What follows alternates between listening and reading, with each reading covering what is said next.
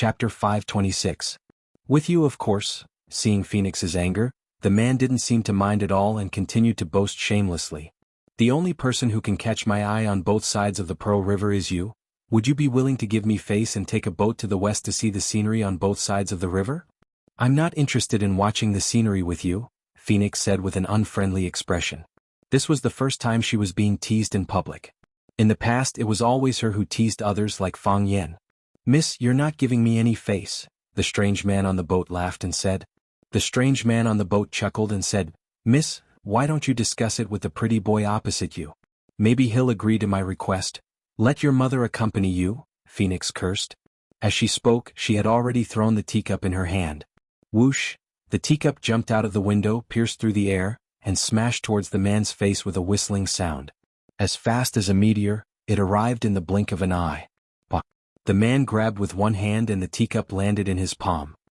He drank the remaining tea in the cup in one gulp, greedily kissed the rim of the cup and loudly praised, Good tea, fragrant tea. Good tea, fragrant tea. You pervert! Phoenix grabbed the teapot and was about to throw it at the man again. The tea has been drunk, the teacup is returned. The man flicked his finger and the teacup flew back at an even faster speed. Bah! Phoenix slapped the teacup away with her palm. Before it could reach her face, she had already used her internal energy to slap it away. What? The teacup lost its momentum and fell into the Pearl River in front of her. She wouldn't touch something that had been used by others, and the man had even kissed the rim of the teacup, which made her feel even more disgusted. The man laughed and said, Miss, you're so irritable. I'm afraid your inner fire is rising, and your yin and yang are not in harmony. I have a side that can cure you. Would you like to try?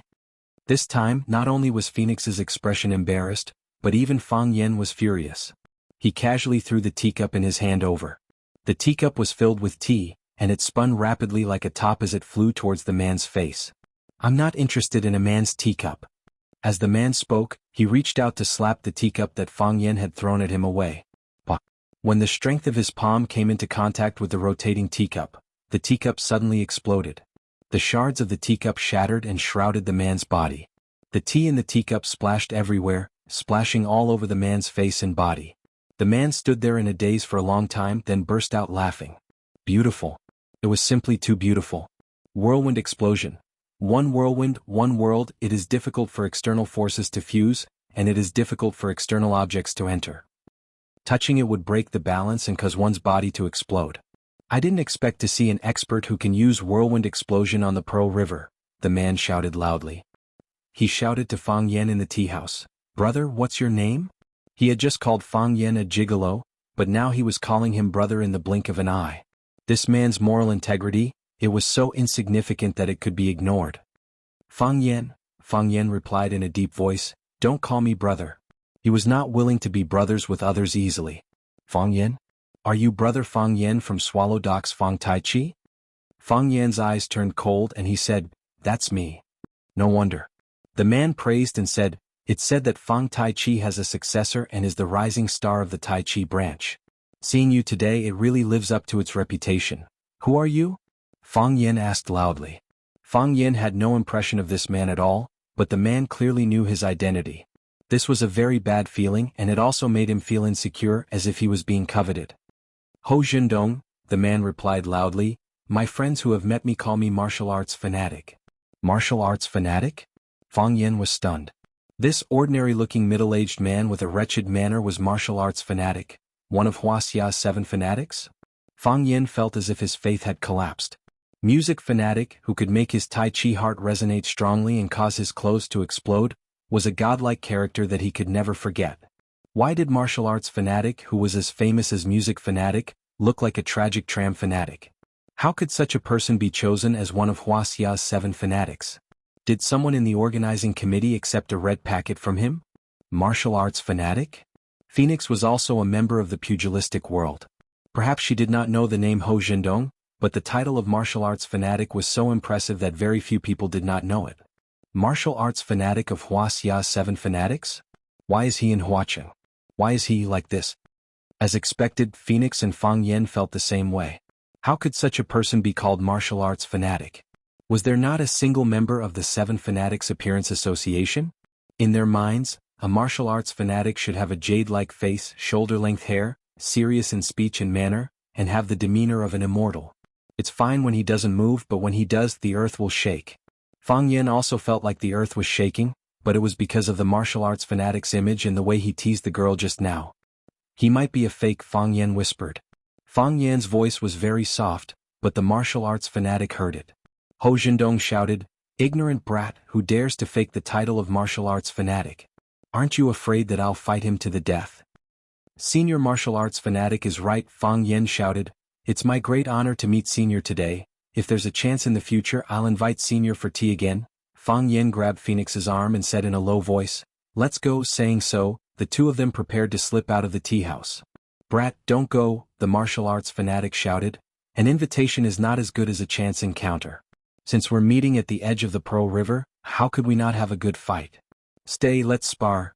"Senior, unfortunately my wife is giving birth in the hospital today." While speaking, Fang Yin had already left his chair and ran towards the stairs. "Fang Yin, brat, don't go." The martial arts fanatic was furious, shouting Fang Yan's name, wanting him to stay. How could Fang Yin dare to stay? He only wanted to leave this place as soon as possible. The martial arts fanatic was famous mainly because of his obsession with martial arts. It's said that the martial arts fanatic became famous at a young age, then began to travel everywhere to challenge others. As long as he takes a fancy to an opponent, he'll find a way to make them fight. In order to stimulate his opponent's fighting spirit, he'll even use some very dishonorable methods. For example, when he teased the phoenix just now, he must have thought that the phoenix was Fang Yan's girlfriend, so he directly set his target on the phoenix. Fang Yan, the opponent that he had his eyes on, would naturally be enraged for the sake of his beauty and jump out to fight with him for 300 rounds. Moreover, he'll be full of anger, so he'll definitely not show mercy. Unexpectedly, before Fang Yan could make a move, Phoenix already couldn't help but throw a cup at him. The martial arts fanatic loved to fight all his life, and those who fight are sure to win. Out of over 1,000 challengers, he only lost once. He only lost to the old drunkard Mo Qingdi at his peak. Even his teacher who taught him was defeated after he left for 10 years, and has since gone into seclusion. Some said that he was angered to death by his disciple, while others said that he was painstakingly researching new moves to defeat his disciple. But until now he still hasn't succeeded. There are many rumors, but no one knows which one is the real situation. What Fang Yin didn't expect was that he just came to the riverside to drink a cup of tea, meet a wretched uncle, and then run into one of the legendary 7 addicts of Wuxia, the martial addict. As long as it's an opponent that the martial addict takes a fancy to, he won't be able to avoid him. He'll always follow behind you and make all kinds of provocative moves. Now Fang Yin is running into such a person. Just as Fang Yin ran to the stairs, he heard a whistling sound behind him. Fang Yin didn't even turn his head and struck out with his palm. Crack. With a crisp sound, the wooden board was smashed into pieces by Fang Yin. The martial addict actually kicked out a wooden board, using it as a weapon to stop Fang Yin from leaving. At the same time, he kicked another 2 boards into the water, and with a leap he stepped onto the wooden board. Pa pa pa, his toes touched the floating board and he crossed the river, leaping up to the 2nd floor of the tea house. His movements were rapid, and his body was like a dragonfly skimming the water. At the same time that Fang Yin smashed the board, he had already rushed to where Fang Yin was sitting, and looked at Fang Yin mockingly saying, "Little friend Fang Yin, are you really in such a hurry to leave?" Fang Yin and Phoenix had to stop. Fang Yin turned to look at the martial addict and said, "Senior Ho, why are you in such a hurry to go upstairs?" "Fight with me," the martial addict said. "I want you to fight with me. Since you know who I am, you should know that this is the only thing I want." "No problem," Fang Yin readily agreed. "Really?" The martial addict was overjoyed. "When and where?" 10 years from now at the Shui Wuxia tea house, I'll see you there," Fang Yin said heroically. "A gentleman's promise is worth 1,000 gold. How could I lie to you about such a serious matter?" "Where is Shui Wuxia?" the martial addict asked. Fang Yin looked at the martial addict in shock. Shouldn't his focus be on why the duel is 10 years from now? The martial addict finally thought of this and angrily said, "Ignorant brat, you've wronged me again. Why is it 10 years from now?" "I can't beat you right now," Fang Yin sincerely said. "You are the famous 7 addicts of Wuxia. I don't think I'm a match for you at all." The martial addict smirked and said, "It's just a lowly name, not worth mentioning. Don't take it to heart. A person's name is like a tree's shadow. Senior martial addict is famous throughout Wuxia. The number of combatants that have lost to you is uncountable. Fang Yin is still young, how could he be a match for Mr. Martial Addict? Not only am I not a match for you, I don't even have the qualifications to fight against you. Fang Yin looked at the martial addict with a face full of respect, as if flattery was free of charge. However, a soldier who doesn't want to be a general is not a good soldier, and a warrior who doesn't want to defeat the martial addict is not a good warrior. Mr. Martial Addict, although you are very powerful, although I respect and admire you, 10 years from now, right here, right now, I, Fang Yin, will challenge you again. After saying that, Fang Yin angrily turned around. An impassioned expression that said he would take revenge one day. Chapter 527. The mountains are high and the rivers are long. Let's meet again in 10 years. When Fang Yin turned to leave, he didn't forget to give Phoenix a reminder with his eyes. Hurry up, don't let this idiot turn around. Phoenix was also a clever person, and she had worked together with Fang Yin for many years, so she naturally understood what he meant. She stared at the martial addict with disdain and said, "The river flows east for 30 years and the river flows west for 30 years. Don't bully the young for being poor." 10 years later, Fang Yin will definitely get revenge here and defeat the martial addict. What a good young man. The martial addict thought in his heart. He was almost moved by this young man. Although he clearly knew his own strength and clearly recognized the gap between them, he didn't give up nor was he depressed. He had a dream in his heart and was motivated to fight back. 10 years later, at this time and place, he would challenge himself again. Wait, why was it still 10 years later? Master. The martial addict was so angry that he slapped the wooden table, and the teacup on the table flew towards Fang Yan's back. The teacup moved in a straight line, generous, neutral, and peaceful, just like the most ordinary teacup containing the most ordinary tea. The strange thing was that there was no tea waiter bringing the teacup in the middle. The teacup was silent, but it contained a great deal of lethality. Fang Yin had fought with countless strange people, and he was very clear that the simpler a move was, the more complicated the truth was. If you couldn't understand the truth behind it, you couldn't take these moves. Those extremely gaudy moves, on the other hand, didn't have that much lethality. Because those complicated moves were a waste of chi and also a waste of strength. For these top experts, strength was like eating, and not a single grain of rice could be left. This move was similar to this spinning explosion that Fang Yin had just used. It perfectly combined chi and strength and then transformed it into a more aggressive move. The difference was that the cup that Fang Yin threw needed to rotate to maintain the balance of chi and strength, and maintain an independent world. It was not disturbed by the attack of external forces or objects. But the cup that the martial addict threw with his palm moved in a straight line, and achieved the balance of chi and strength without the need to rotate. It was obvious that this was a level higher than Fang Yan's. Skyline. One line is the heavens, the Tao of nature. Fang Yin took a step forward with his right foot, his upper body swaying non-stop, as if he was drunk and unable to stand steadily. His upper body ran 11 circles in an instant before he managed to avoid the teacup's attack. Kacha! The teacup smashed into the wall, but the tea in the teacup seemed to have disappeared into thin air. Not a single drop spilled out. In fact, when the martial addict slammed his palm on the table, the tea in the teacup had already been evaporated by his majestic and turbulent chi. What was flying in the air was just an empty teacup. Beautiful. Nice hiding. The martial addict burst into laughter and said, "How many years has it been? It's rare to see such an eye-catching young opponent. Of his previous opponents, some were too old and some were too young. The old man's fists were loose and his chi was weak. He couldn't stand a prolonged battle. The young punches were short of breath, and it was difficult for them to form any form of power. It was really boring." Little brother Fang Yin, what was the name of the move you used just now? Was it Drunken Crane Riding the Wind?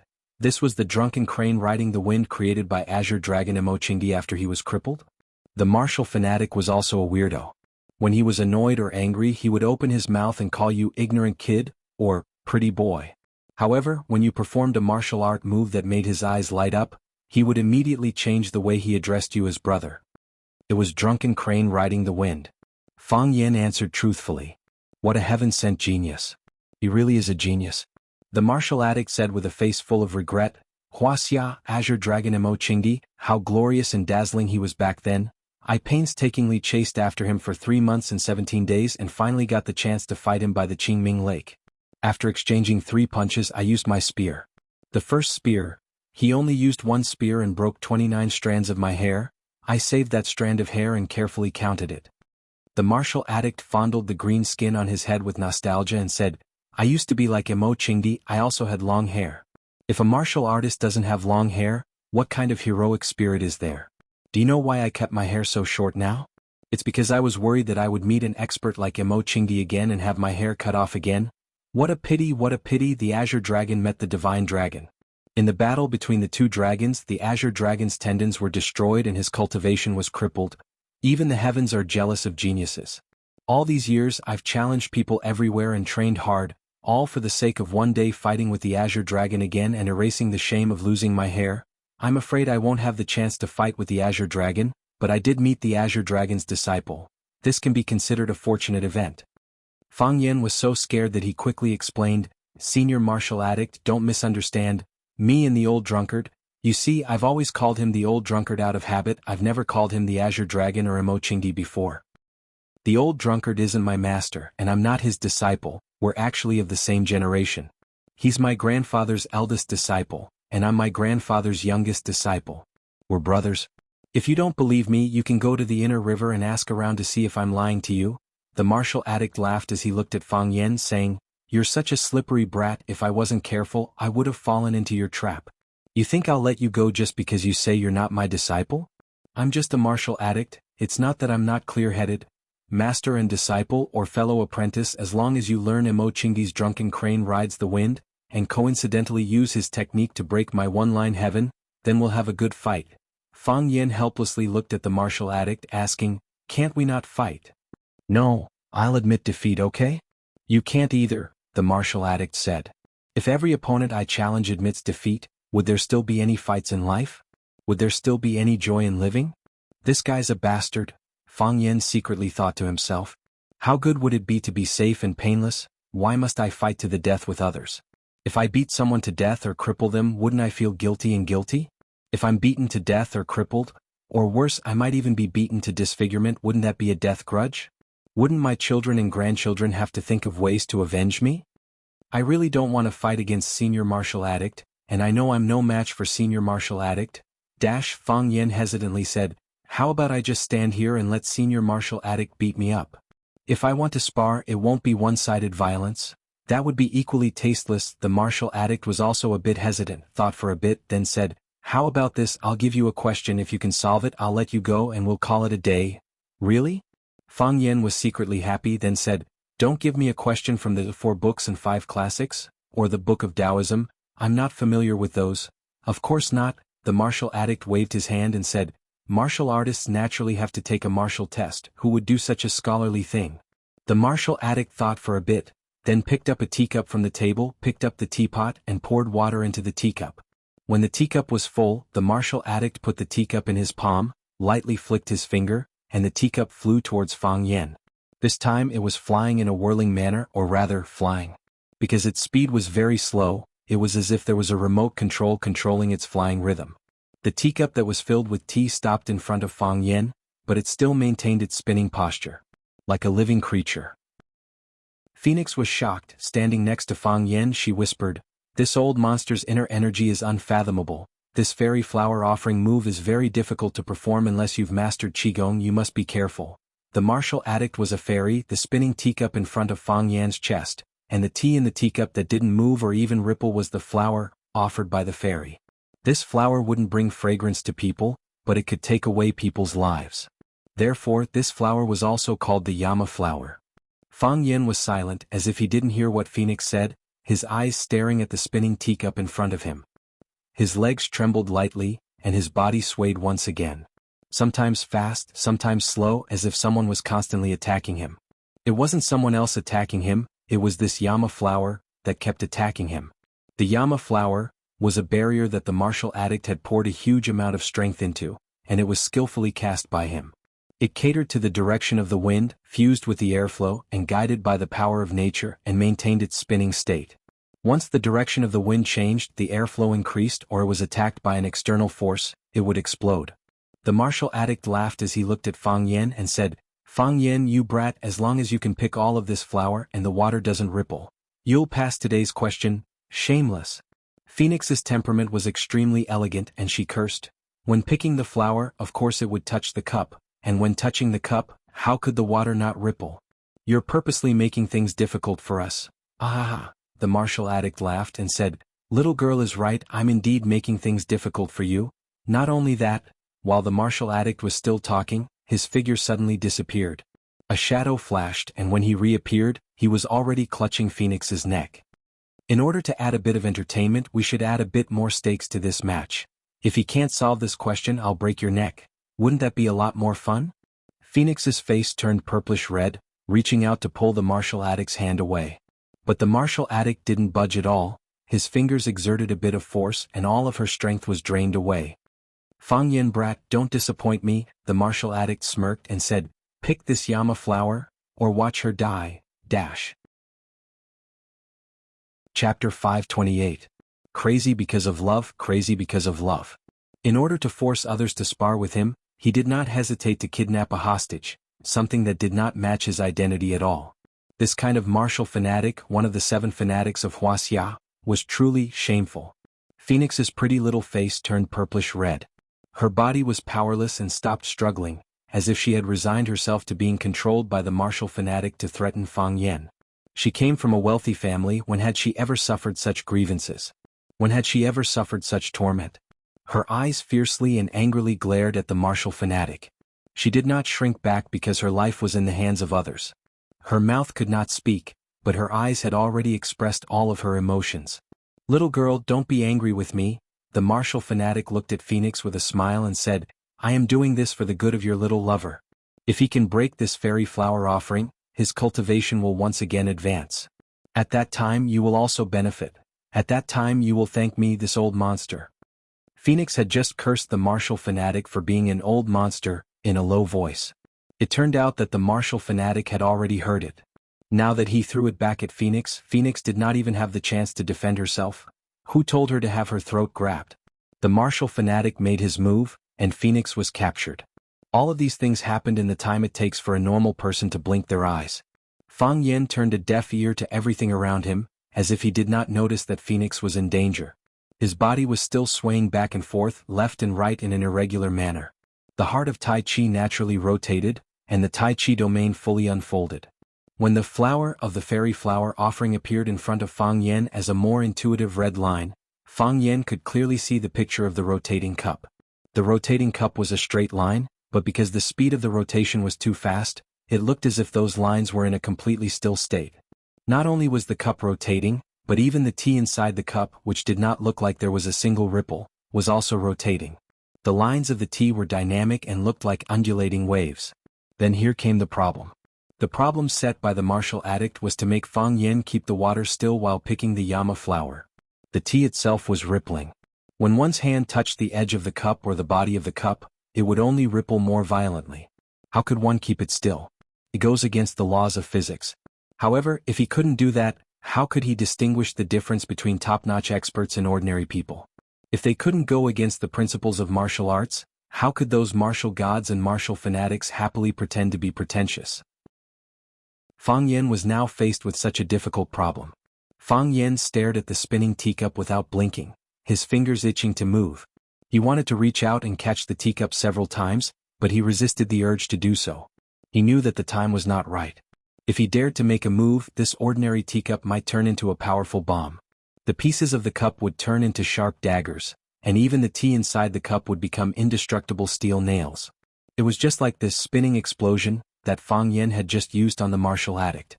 The difference was that this fairy flower was more lethal. Wonderful. Fang Yen had to praise the martial addict's skills in his heart. Just like the same writers, some of them wrote extravagant articles that made people salivate and smell fragrant, such as Love of Lotus, Epigraph of My Shack, and Peach Blossom Spring. Some of them wrote dull and boring articles such as The Genius Doctor and King of Fire. In the eyes of Fang Yen, the martial addict's fairy flower was equivalent to those famous works written by great masters. It was calm on the outside and dangerous on the inside, and it was well-rounded and well-balanced. The strength was balanced and the chi was used exquisitely. A little more would be too heavy and a little less would be too light. Compared with his spinning explosion, it was like the difference between The Genius Doctor and Peach Blossom Spring. Fang Yen was fascinated not only to solve the problem but also to appreciate the unique skill. Seeing Fang Yan's happy eyes and thoughtful expression, the martial addict's expression became strange. This kid is a little interesting. As time passed, the teacup in front of him was still spinning, and Fang Yan's body was still swaying like a drunken crane riding the wind. However, apart from a layer of fine sweat on his forehead, he did not make any move to solve the problem. Moreover, his eyes were getting brighter and brighter, and his expression was getting more and more excited. It was as if the rotating cup in front of him was a peerless treasure cup, and he only needed to stretch out his hand to grab it. Phoenix was confused, and there was a little annoyance in her heart.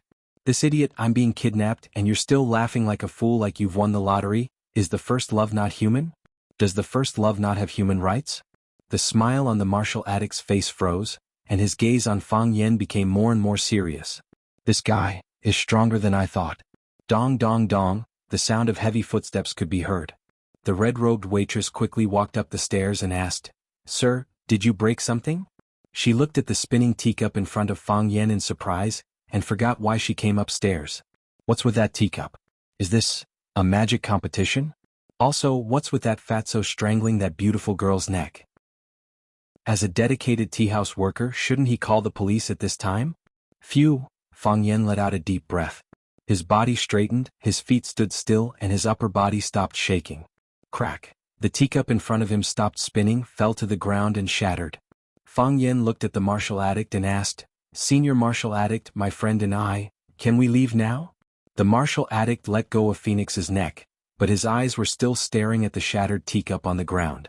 It was as if the teacup had shattered into a flower again. Fang Yan pulled Phoenix in front of him and asked with concern, "Are you okay?"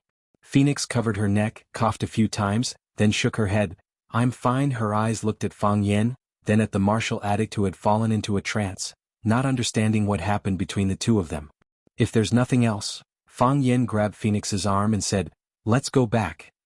Phoenix nodded obediently, not even refusing Fang Yan's grip on her wrist. As the two of them walked down the stairs, Phoenix couldn't help but look back again. The martial addict was still in a trance state, as if something incomprehensible had happened in front of him. However, nothing strange had happened. After Fang Yan paid the bill at the front desk, the two of them walked out of the waterless tea house. Phoenix took a deep breath of the salty and humid air outside, feeling a lot more relaxed. In front of Fang Yan and the martial addict, she had always been under a lot of pressure.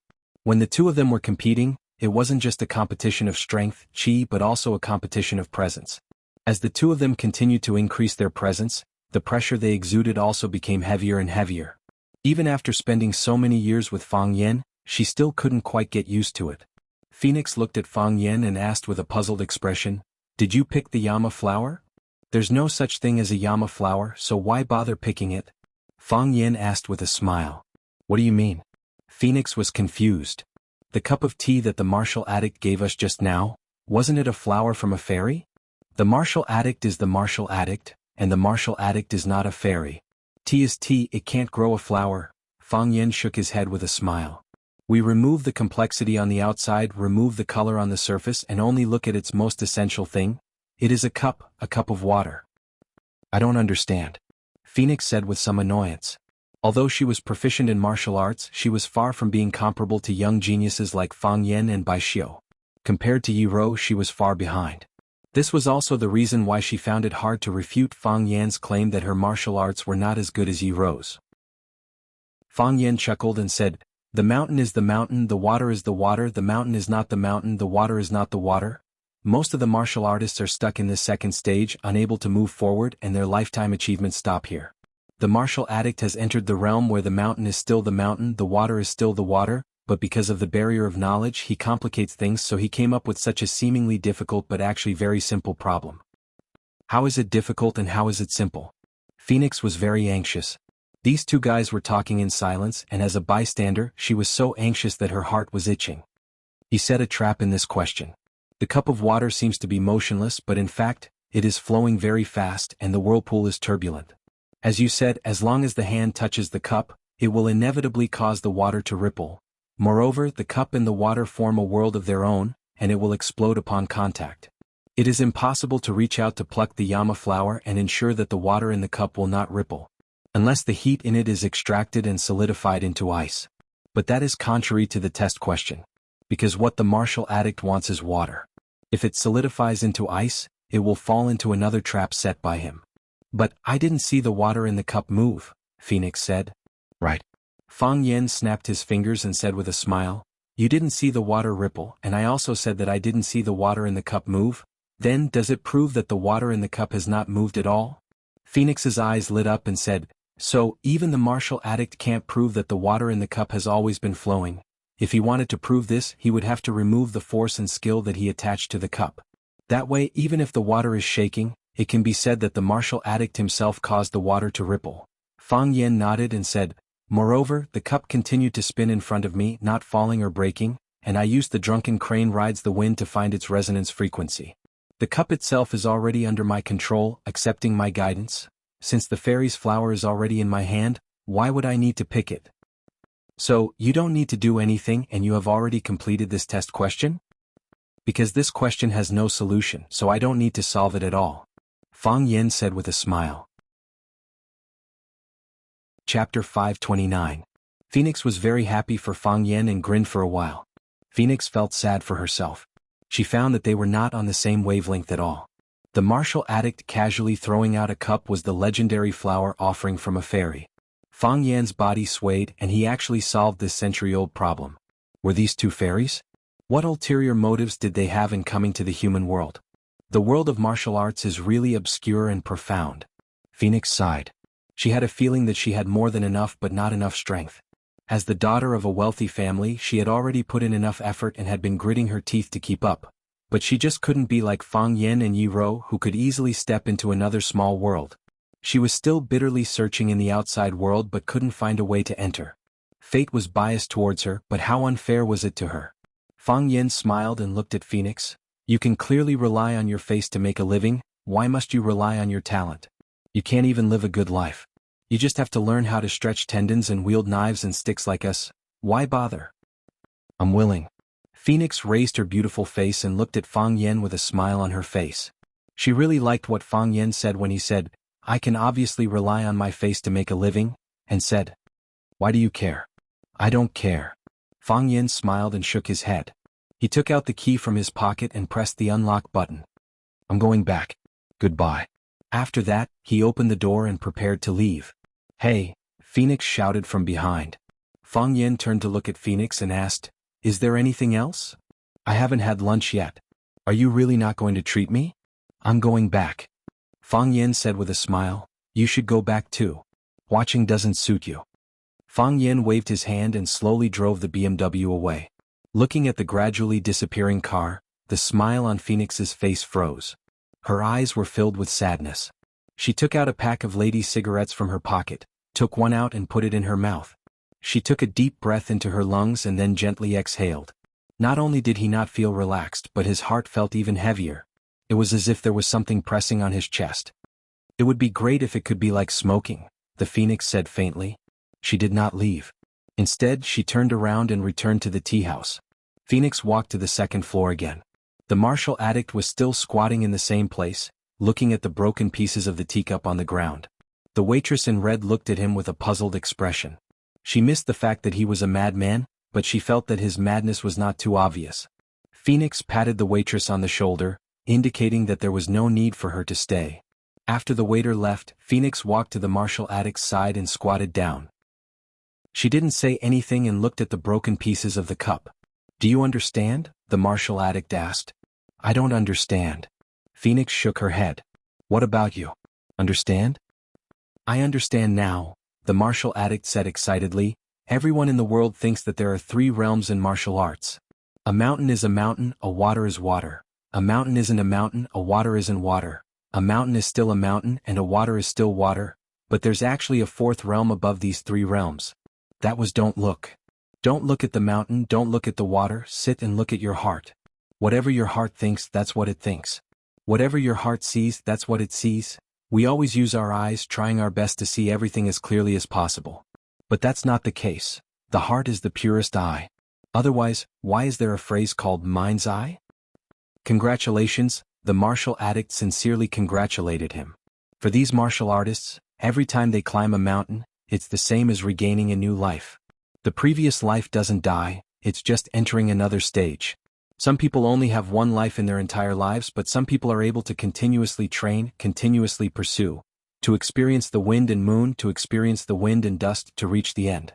This kind of saying is a bit profound. The simple version is that when you don't have any money, you can only live the life of a beggar. This is your life, your life. But when you have $100 in your pocket, you can live $100 life. When you have a million RMB in your bank card, you can live a million RMB life. When you become the richest person in the world, you can live the life of the richest person in the world.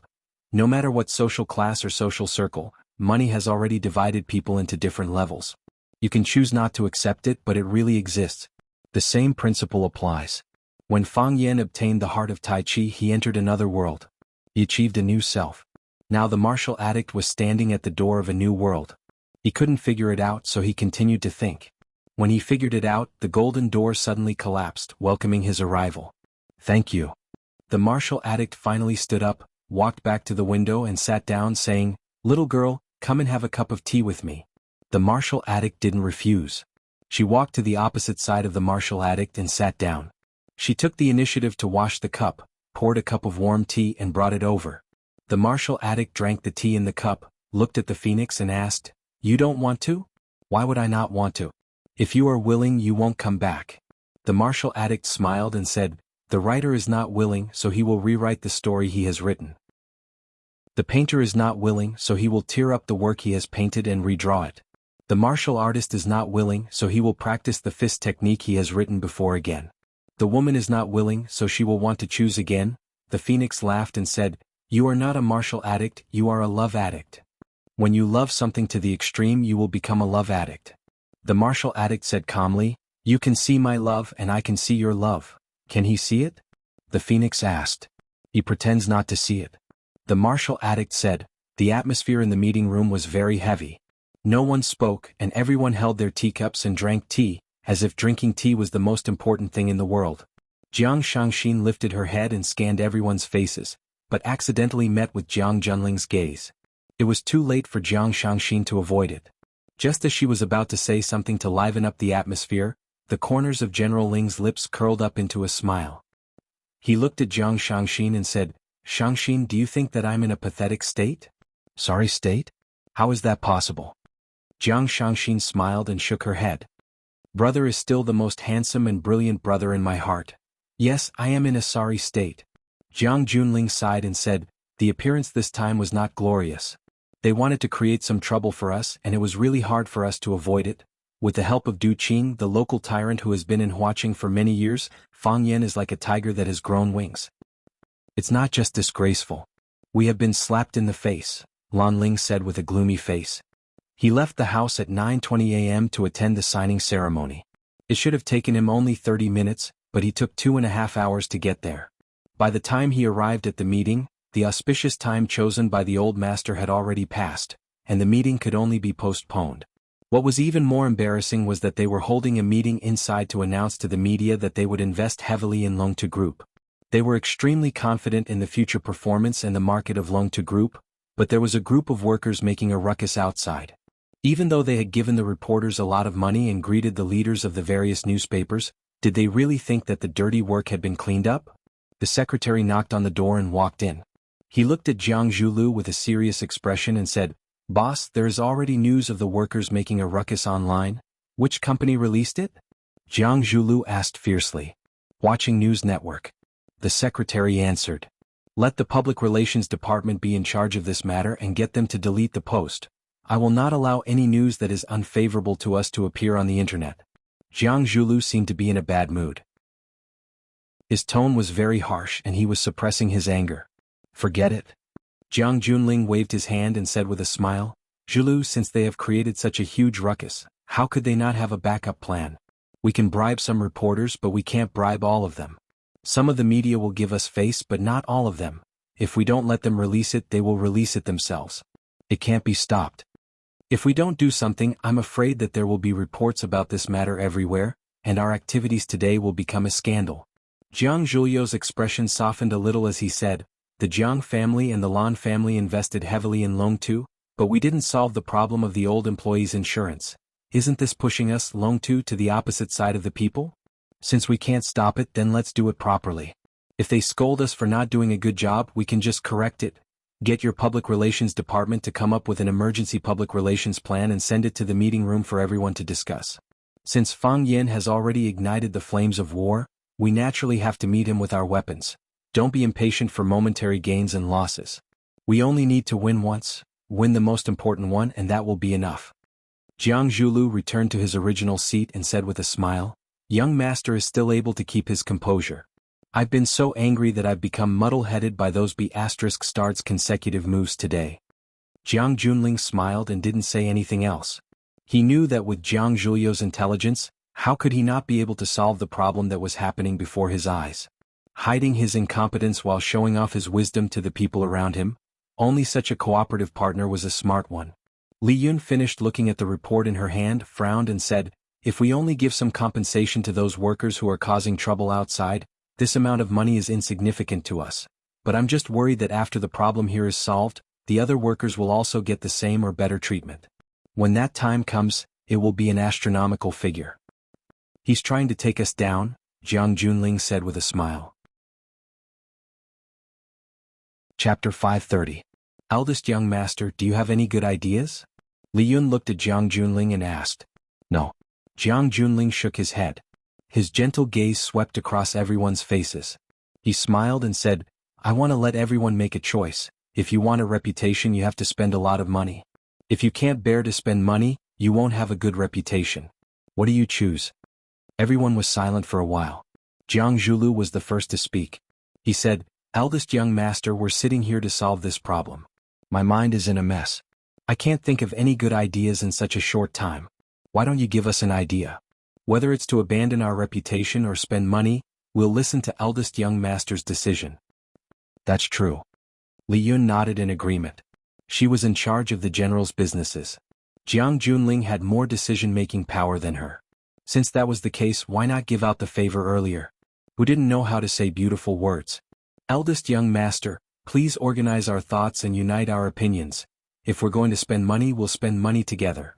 Lan Ling couldn't express her opinion so readily. She said, "I'll send back everyone's opinions. However, after what happened today, I think the Lan clan has a reason to advance and retreat together with everyone. That Fang Yin has gone too far. Huaqing can't allow such a ruffian to ride roughshod over us." Jiang Junling's gaze turned to Lan Ling. He said respectfully, "Uncle Lan, don't take these small things to heart. It's just a game of cards. Winning or losing is a matter of course. This time I didn't think it through. I didn't expect them to make a move on this matter. It's my fault that Uncle Lan was wronged. However, if he stabbed us, we'll just return the favor. We can't hurt ourselves because we're angry." Lan Ling was very pleased with Jiang Junling's respectful attitude and comforting words. A smile finally appeared on her face. She said, "Looks like Junling already has a way to deal with this. Although Uncle Lan is slightly older than all of you, his brain really isn't as fast as you youngsters. Junling, tell us, how should we play with them?" "Throw money," Jiang Junling said calmly. It was as if the people behind him could easily solve the problem by throwing out 30 to 500 yuan after he finished speaking. "Not only do we have to satisfy all the demands of the troublemakers, but we also have to satisfy the demands of all the other Lungtu factory workers. We have to raise the welfare of the workers to an unprecedented height. Either you don't do it or you do it. If you do it, then you have to be number one in Huaqing. Isn't this the attitude that an outstanding company should have towards its employees?" Li Yun was shocked and said in a low voice, "Military order, this way, we will have to spend 300% more funds on the original foundation. If you want to increase the welfare of the nearly 10,000 employees in Longtu, I'm afraid that it will be an astronomical figure." Jiang Junling smiled but did not reply. He looked at Lan Ling and said, "Uncle Lan, can the Lan clan's enterprise be in line with Longtu's?" Lan Ling's expression was solemn and he said, "I can try my best to fight for it. You know, the Lan clan is not decided by me alone, unless the old master makes a decision. However, military order, since you have made such a decision, you must have your reasons. Is it just to gain the reputation of being a good entrepreneur? If that's the case, the price we have to pay is really too high. Running a business is not about viciousness. It still depends on whether there are benefits or not. Isn't that right?" Jiang Junling nodded and said, "When we finish this matter, we will be number one in Huaqing, the model of outstanding enterprises in the whole of Huaqing and even the whole country. At that time, we should stand up and admit the mistakes in our work, and call on the entrepreneurs in Huaqing and even the whole country to respect their employees, improve the welfare of their employees, and put the interests of their employees first. Li Yun's eyes lit up and her face was full of joy as she said, "In that case, all the enterprises in Huaqing will have to look up to our Longtu. The Lu clan, which is close to Fang Yen, and Du Qing's Green Cloud Group are no exception. Even Lu Chaoga's Chaoyan technology will not be able to avoid it.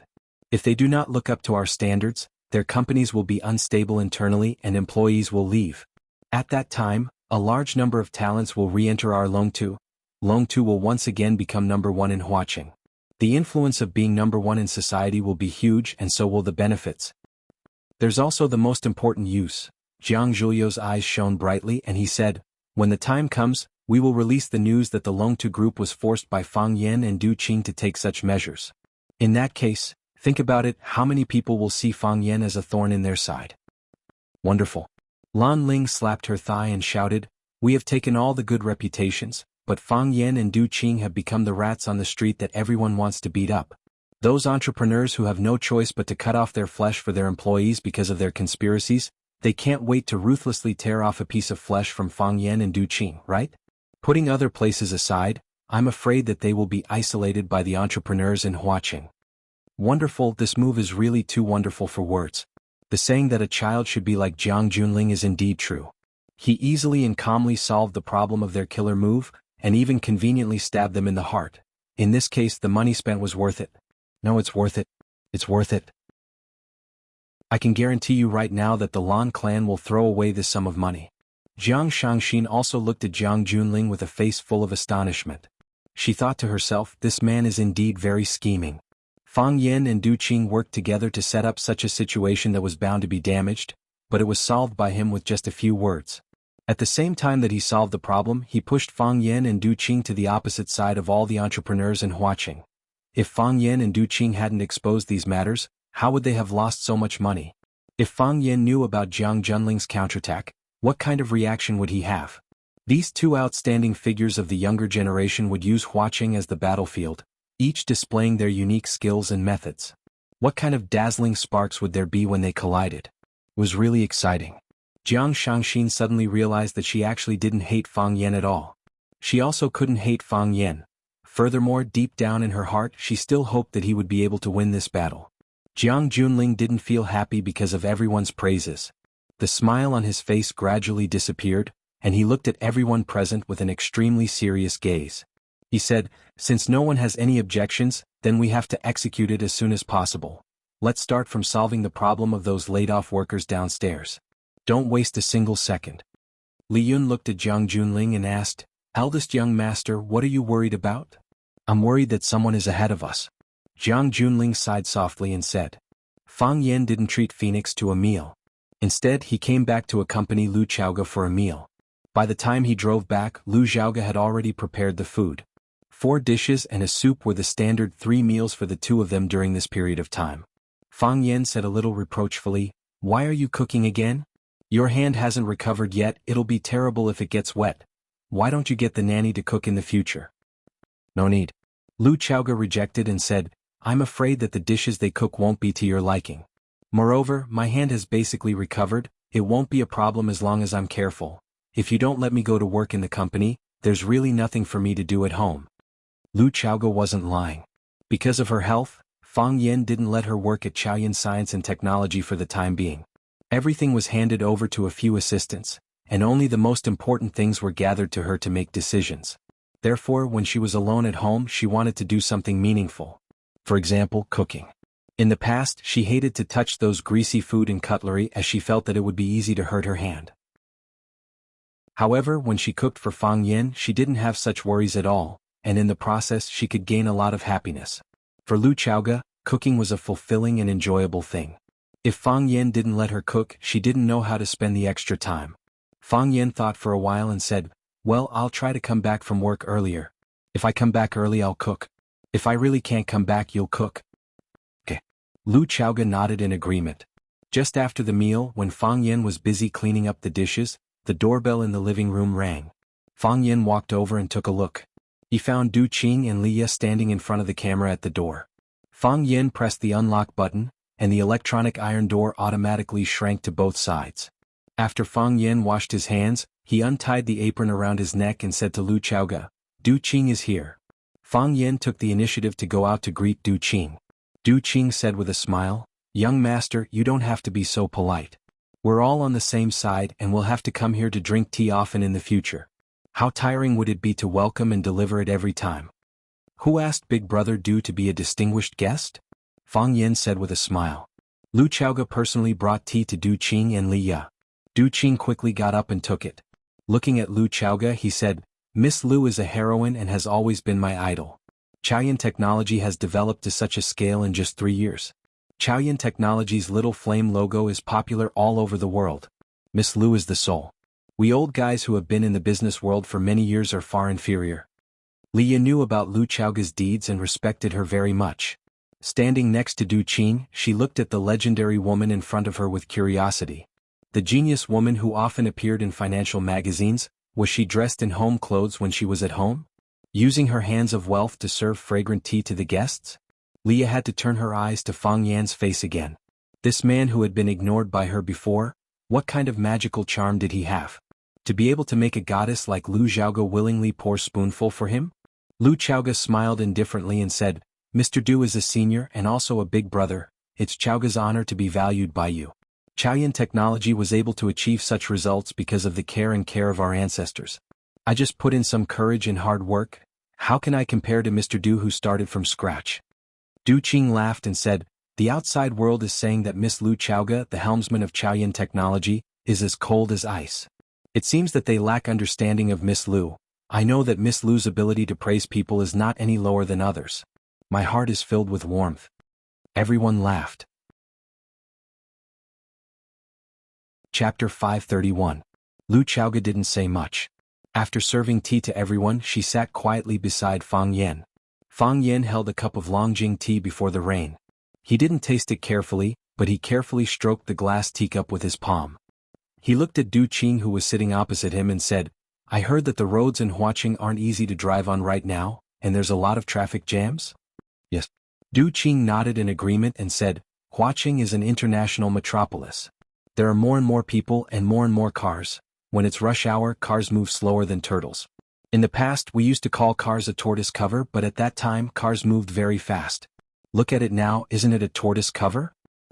Buying cars is for the convenience of people's lives, but as more people buy cars, life becomes more and more inconvenient. Take what happened today as an example. There's a very important person in Huaqing who's going to attend a very important meeting. Originally the assistant had already planned the time. They would leave at 9:30 a.m. to attend the ribbon-cutting ceremony at 10:30 a.m. Isn't an hour more than enough to travel? In the end, it wasn't a coincidence that a few cars rear-ended one another on the road, and a few drivers pushed the blame to each other and even got into a fight. As a result, that important person's ribbon-cutting ceremony at 10:30 a.m. was dragged to 11:30 a.m. Oh, he didn't make it for the 11:30 a.m. event. Fang Yen squinted his eyes and smiled. He said, "We need to give more suggestions to the Huaqing government and ask them to do a good job in clearing the roads during rush hour." Isn't that so? Many important people called the mayor of Huaqing, hoping that they could quickly solve this problem. It's not easy being the mayor. It's such a big city with tens of millions of people, how can it be easy to manage? Nothing is easy. Fang Yen said with a smile. There's no helping it, this is within the mayor's responsibility. Who else can they look for if not him? That makes sense. Du Qing said with a smile. He looked sincerely at Fang Yen and asked, "Young master, how do you think that important person will react after his important matter is ruined?" Fang Yen looked at Du Qing and said, "Big shots care a lot about their face. They can lose anything but face. Today they have lost face, so they will definitely find a way to get it back." "In what ways do you think they will regain their face?" Du Qing asked. "Get up from where you fell." Fang Yen replied, "The trouble caused by the workers in the electronics factory is a trap that someone dug for them. It's not easy to solve this problem. Or they would throw money at the troublemakers.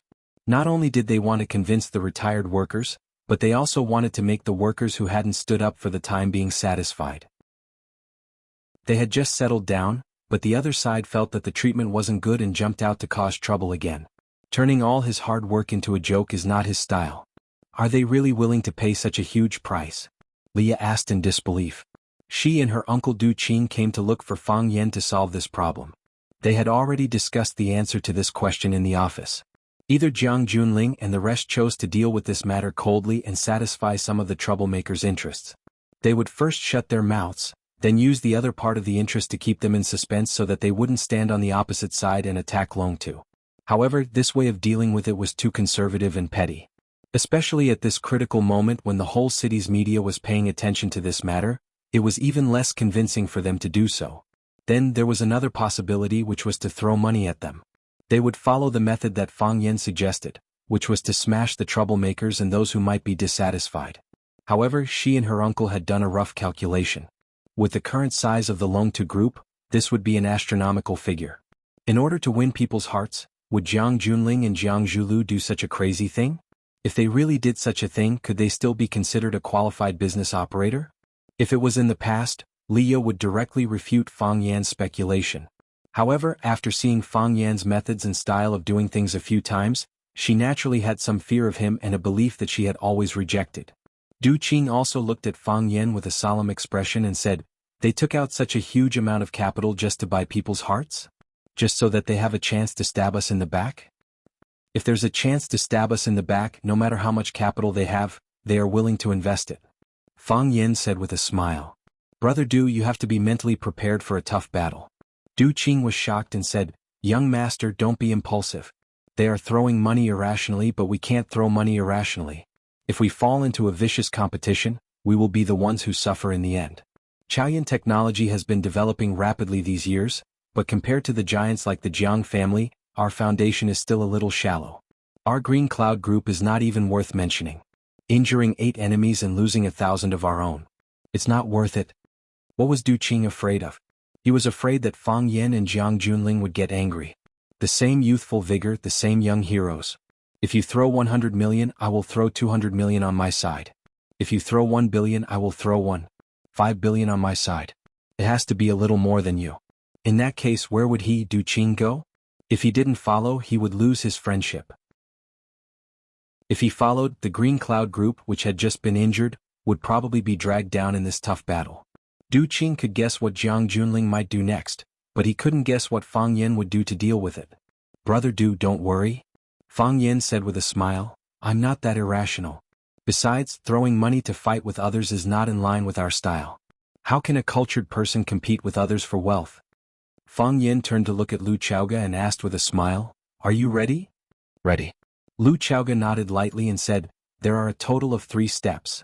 The first step has been executed. We just need to publicize it. Then let's begin." Fang Yan said with a smile. Du Qing looked at Fang Yan and Lu Chaoga in surprise and said, "You two already have a plan?" Fang Yan nodded and said with a smile, "They like to throw money, so we'll let them throw more. It can be considered as contributing to society." Du Qing was stunned for a moment, then laughed and said, "The mantis stalks the cicada, unaware of the oriole behind." "Aha, interesting. It's really interesting."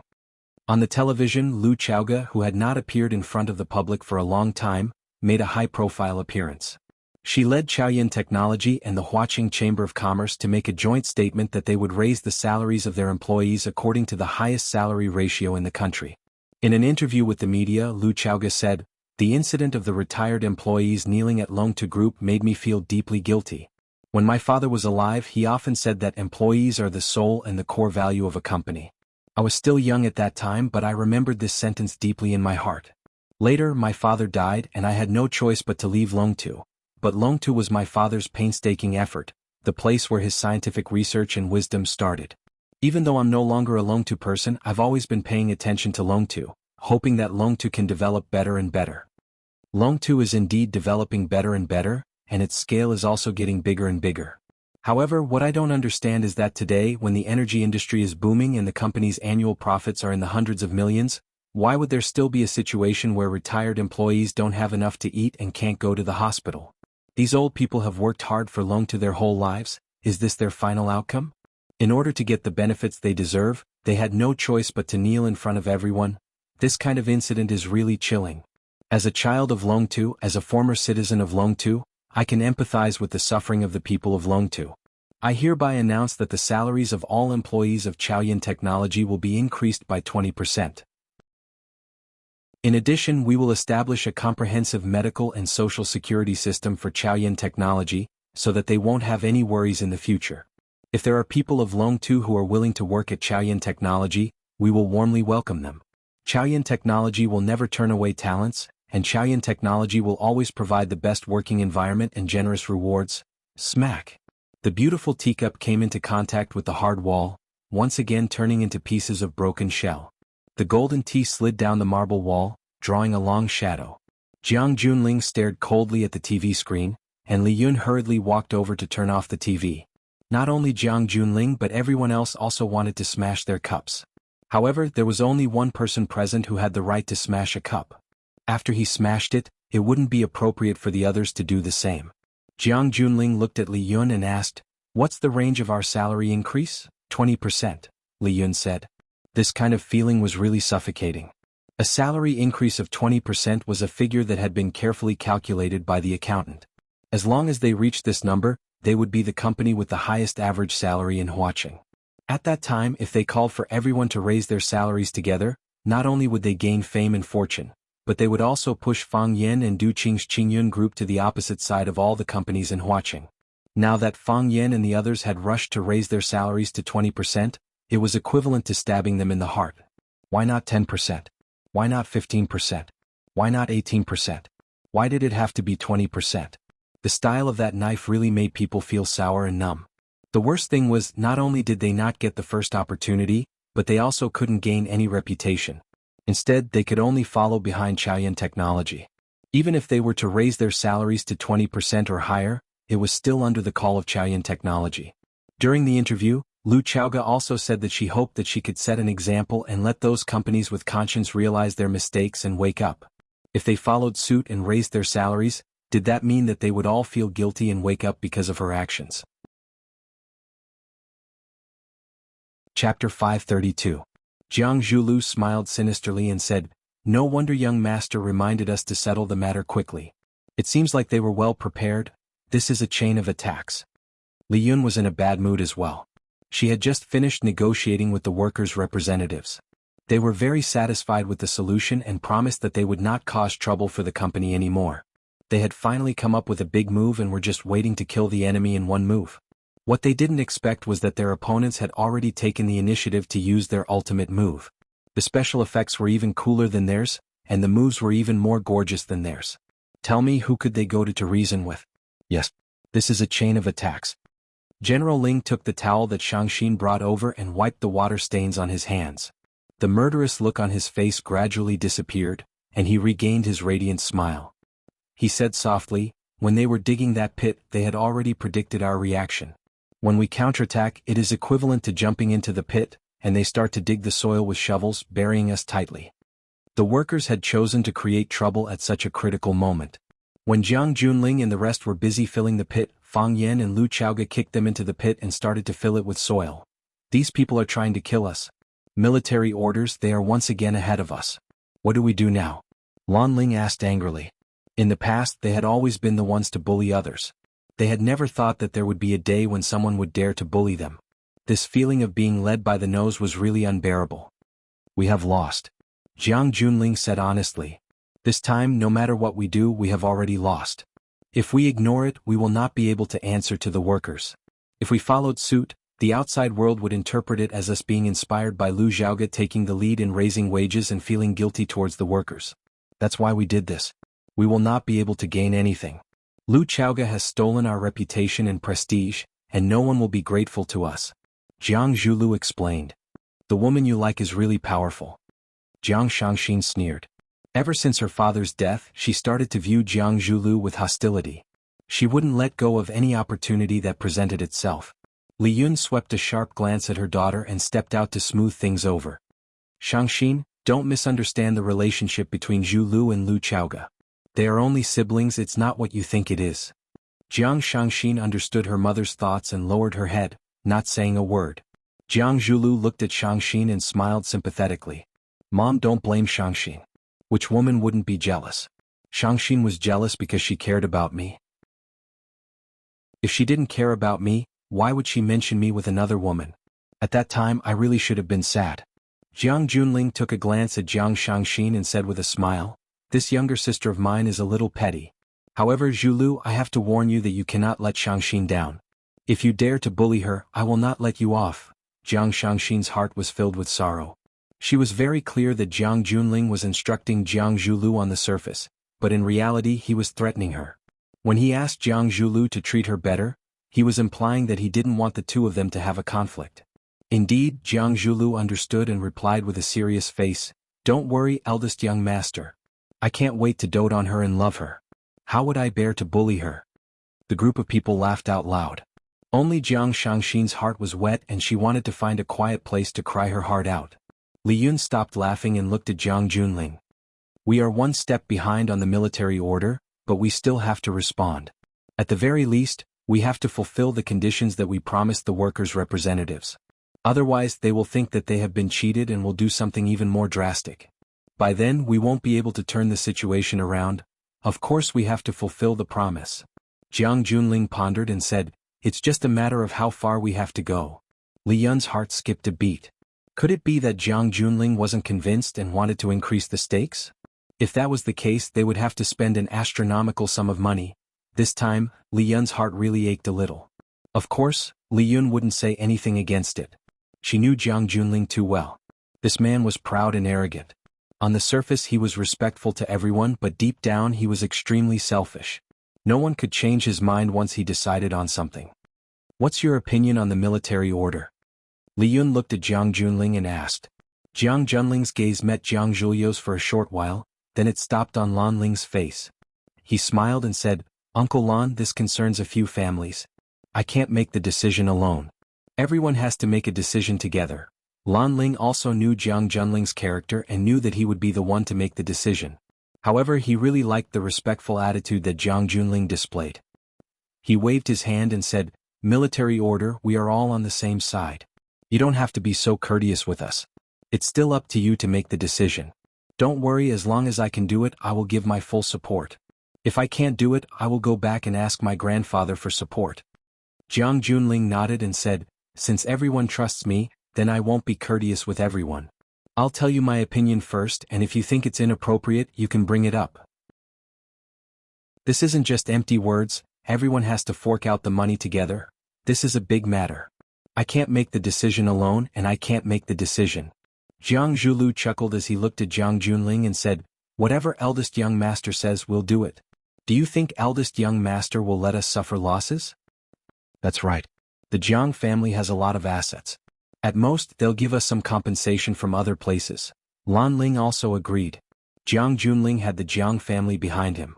Even if Jiang Junling squandered all of his assets in Huaqing, it would only be a superficial wound. He wouldn't even be able to touch his bones. The Jiang family would still be the prestigious Jiang family. Moreover, Jiang Zhulu was the one who voluntarily gave away the shares of Longtu Group in order to curry favor with the Jiang family. Even if Longtu Group collapsed, the person who lost the most was Jiang Zhulu. What did that have to do with Jiang Junling? We can't give too little compensation. We've already discussed the standard with the workers' representatives. If we break the contract now, the workers won't be satisfied, and if this matter gets out, we'll seem petty. Jiang Junling patiently explained, "We can't use the same standard as Chao Yan either. Although they're ahead of us, we can't use the same standard as them. If we do that, people will think that we're imitating Chao Yan, and Chao Yan will bribe the media to lead us in that direction. We have to set a higher standard than them, but not by too much. Otherwise, we'll fall into Fang Yan's trap and become the main culprit of this incident. Do you think there's a problem with a 25% increase in benefits?" "No problem." Jiang Zhulu was the first to agree. Li Yun did some mental calculations and felt his heart ache. However, he still smiled and said, "There's no problem on my side either." Lan Ling hesitated for a moment and said, "This isn't a small amount. I can't make the decision alone. I'll go back and discuss it with the old master. If he agrees, there won't be a problem. I'll explain the cause and effect of this matter and the various stakes to him. I think he'll agree." Although Jiang Junling despised Lan Ling's indecisiveness, he still said gratefully, "Thank you, Uncle Lan. Thank you for the trouble." Lan Ling sighed and didn't speak anymore. Jiang Junling looked at Li Yun and said, "Let's do it this way." "Okay." Li Yun nodded and said, "I'll handle this personally." Jiang Zhulu looked at Jiang Junling and said, "Master, the matter has been settled temporarily. However, what if they create any more trouble?" "If I were Fang Yan," Jiang Junling took the teacup that Shangxin passed to him and said, I can still make 2 more moves.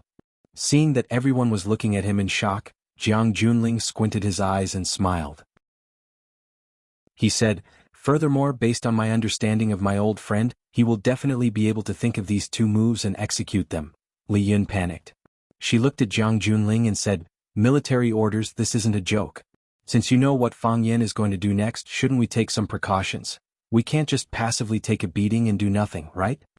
Jiang Junling shook his head and said, we don't have to do anything and we can't do anything. If we are slow in the first move, we will be slow in every subsequent move. We have lost this round. Let's change to another battlefield and continue playing the game. Everyone looked at Jiang Junling thoughtfully. This proud man had once again admitted that he had lost. He had lost to the man who had beaten him repeatedly, Fang Yan. Furthermore, even though Jiang Junling had already thought of what Fang Yan was going to do next, he couldn't think of any way to deal with it. In that case, what exactly was Fang Yan going to do? There are some things that can't be done with human strength. Jiang Junling looked at everyone and explained, the more we get entangled in this, the more disadvantageous it will be for us. Why don't we cut the Gordian knot and end this battle quickly in exchange for a battlefield that is beneficial to us? You are right, young master. Jiang Zhulu agreed and said, doing something despite knowing that it is impossible to do is the true stupidity. This feeling, Jiang Junling smiled bitterly and said, is really uncomfortable.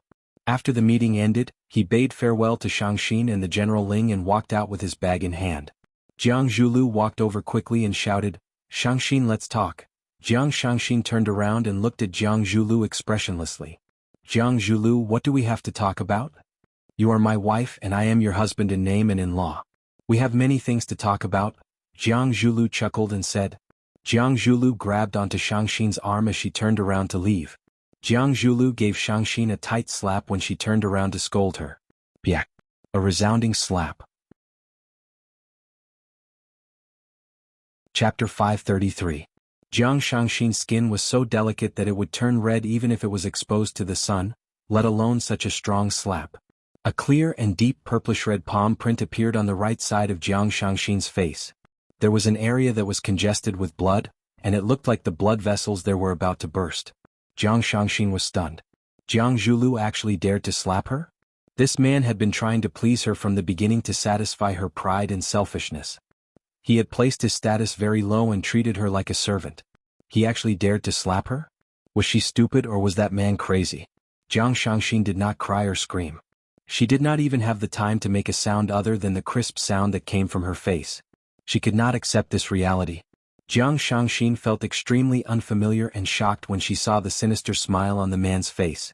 The understanding that she had once thought was just a lie. Jiang Zhulu grabbed Shangxin's arm and casually pushed open the door to an office when he heard someone talking behind him. This was the office of Jiang Zhulyo's secretary Wang Min. When she saw the boss dragging the lady boss in, and the lady boss's face with a ghastly palm print on it, Wang Min jumped up in a panic. She didn't say a word and quickly left. At this point, anything she said or did would be wrong. The smartest thing to do was to pretend that she did not see anything. Jiang Zhulu flung Shangxin's body and threw her onto the sofa in the guest room. Before Jiang Shangxin could get up, Jiang Zhulu had already pressed down on her. His lower body pressed against Jiang Shangxin's legs and abdomen, and his upper body was raised up high. Looking down at Jiang Shangxin's ferocious gaze, he asked with a smile, "Do you hate me?" Jiang Shangxin bit her lip tightly and said word by word, "You dare to hit me? So what if I hit you?" Jiang Zhulu asked. "Don't tell me that you still haven't realized it? Haven't you reflected on your current status? Should you put yourself in the right place? That's right, my status is very awkward and my situation is very difficult. I'm only a loyal dog of the Jiang family. I have to do whatever they tell me to do. I have to bite whoever they tell me to bite. However, you should understand that as long as a loyal dog like me has any value to the Jiang family, they won't just kick me away. They will feed me dog food. You are my dog food." Jiang Zhulu. Jiang Shangxin gritted her teeth and shouted. "What? Blame me for speaking too harshly? But wasn't that the truth? If I scold you, they will pretend not to hear me. If I hit you, all they can do is reproach me. What can they do to me? Is this not the fate of yours and mine? Shangxin, you are a smart woman. You should be very clear that the bigger the commotion, the worse it will be for you. Do not be hostile to me, do not hate me, obey me, please me, serve me, that is what a wife ought to do.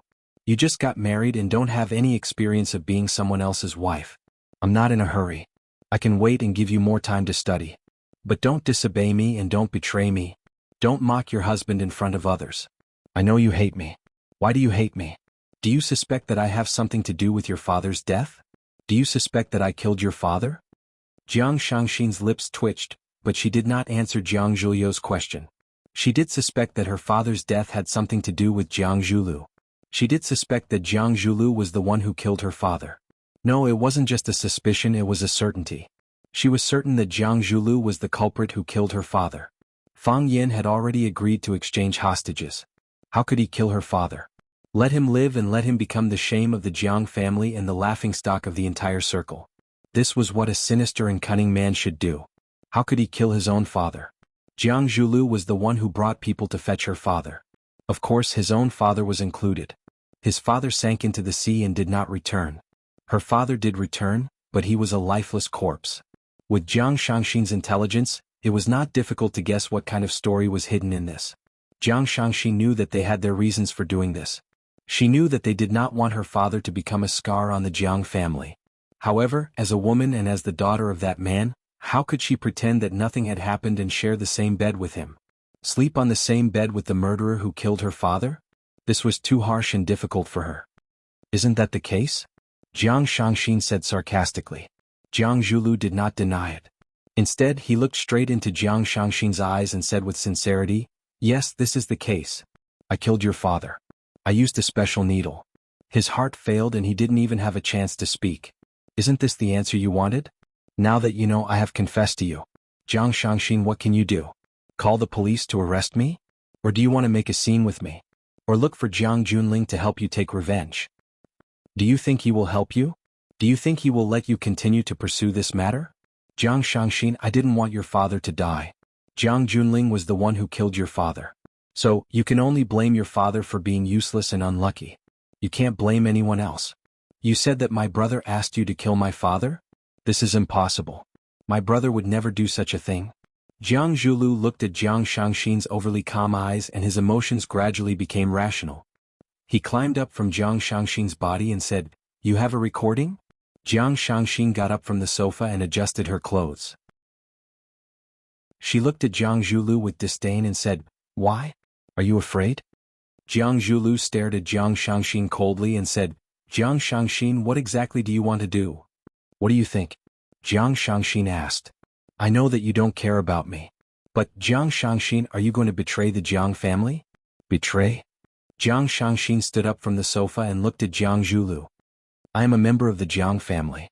Why would I betray my own family? But, Jiang Zhulu, who do you think you are?" Jiang Shangxin walked in front of Jiang Zhulu and gave him a tight slap on his face.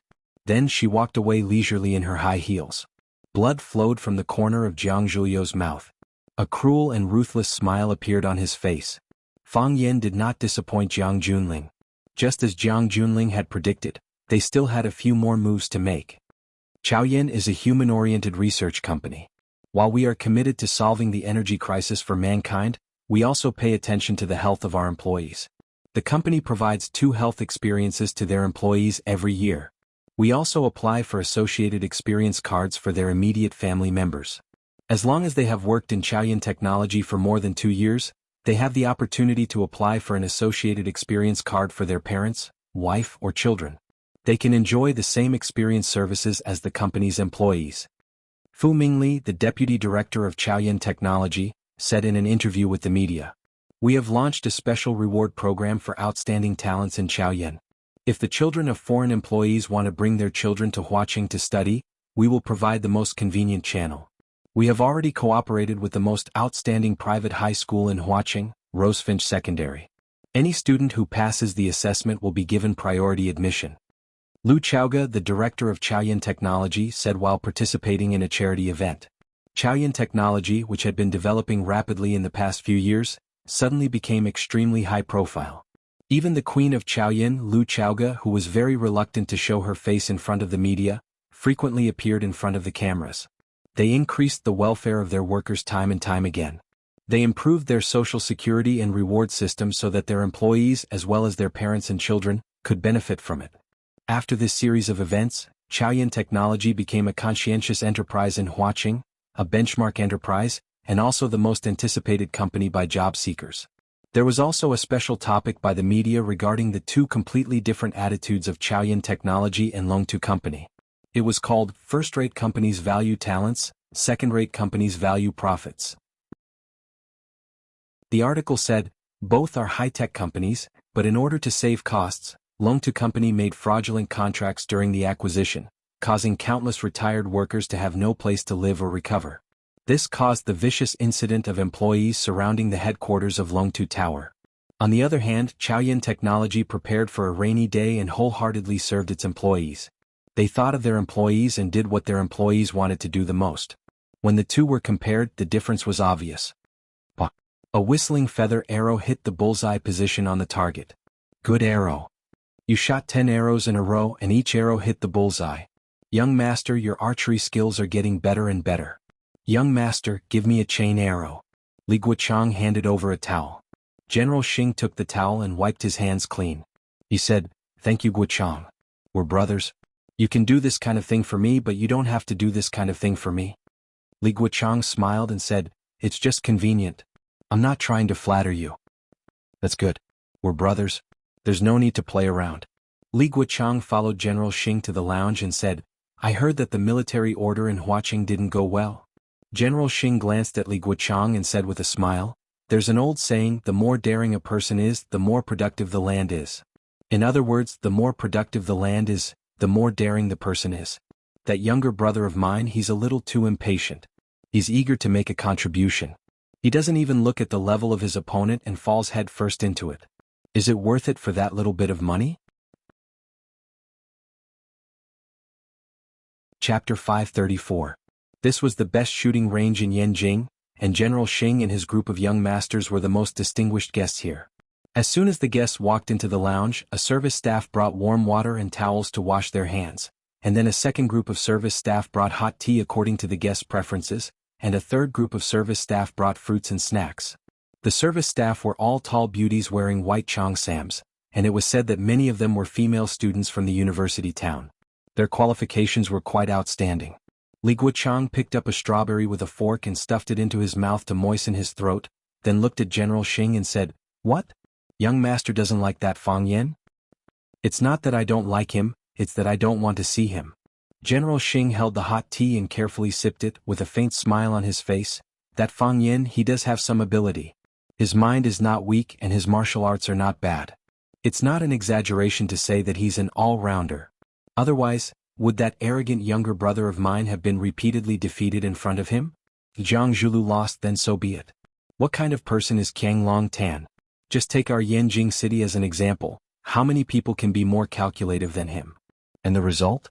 After provoking that kid, he mysteriously disappeared, and Zhang Zhulu had to pretend to be a filial son, and also had to think of a way to explain where his father went.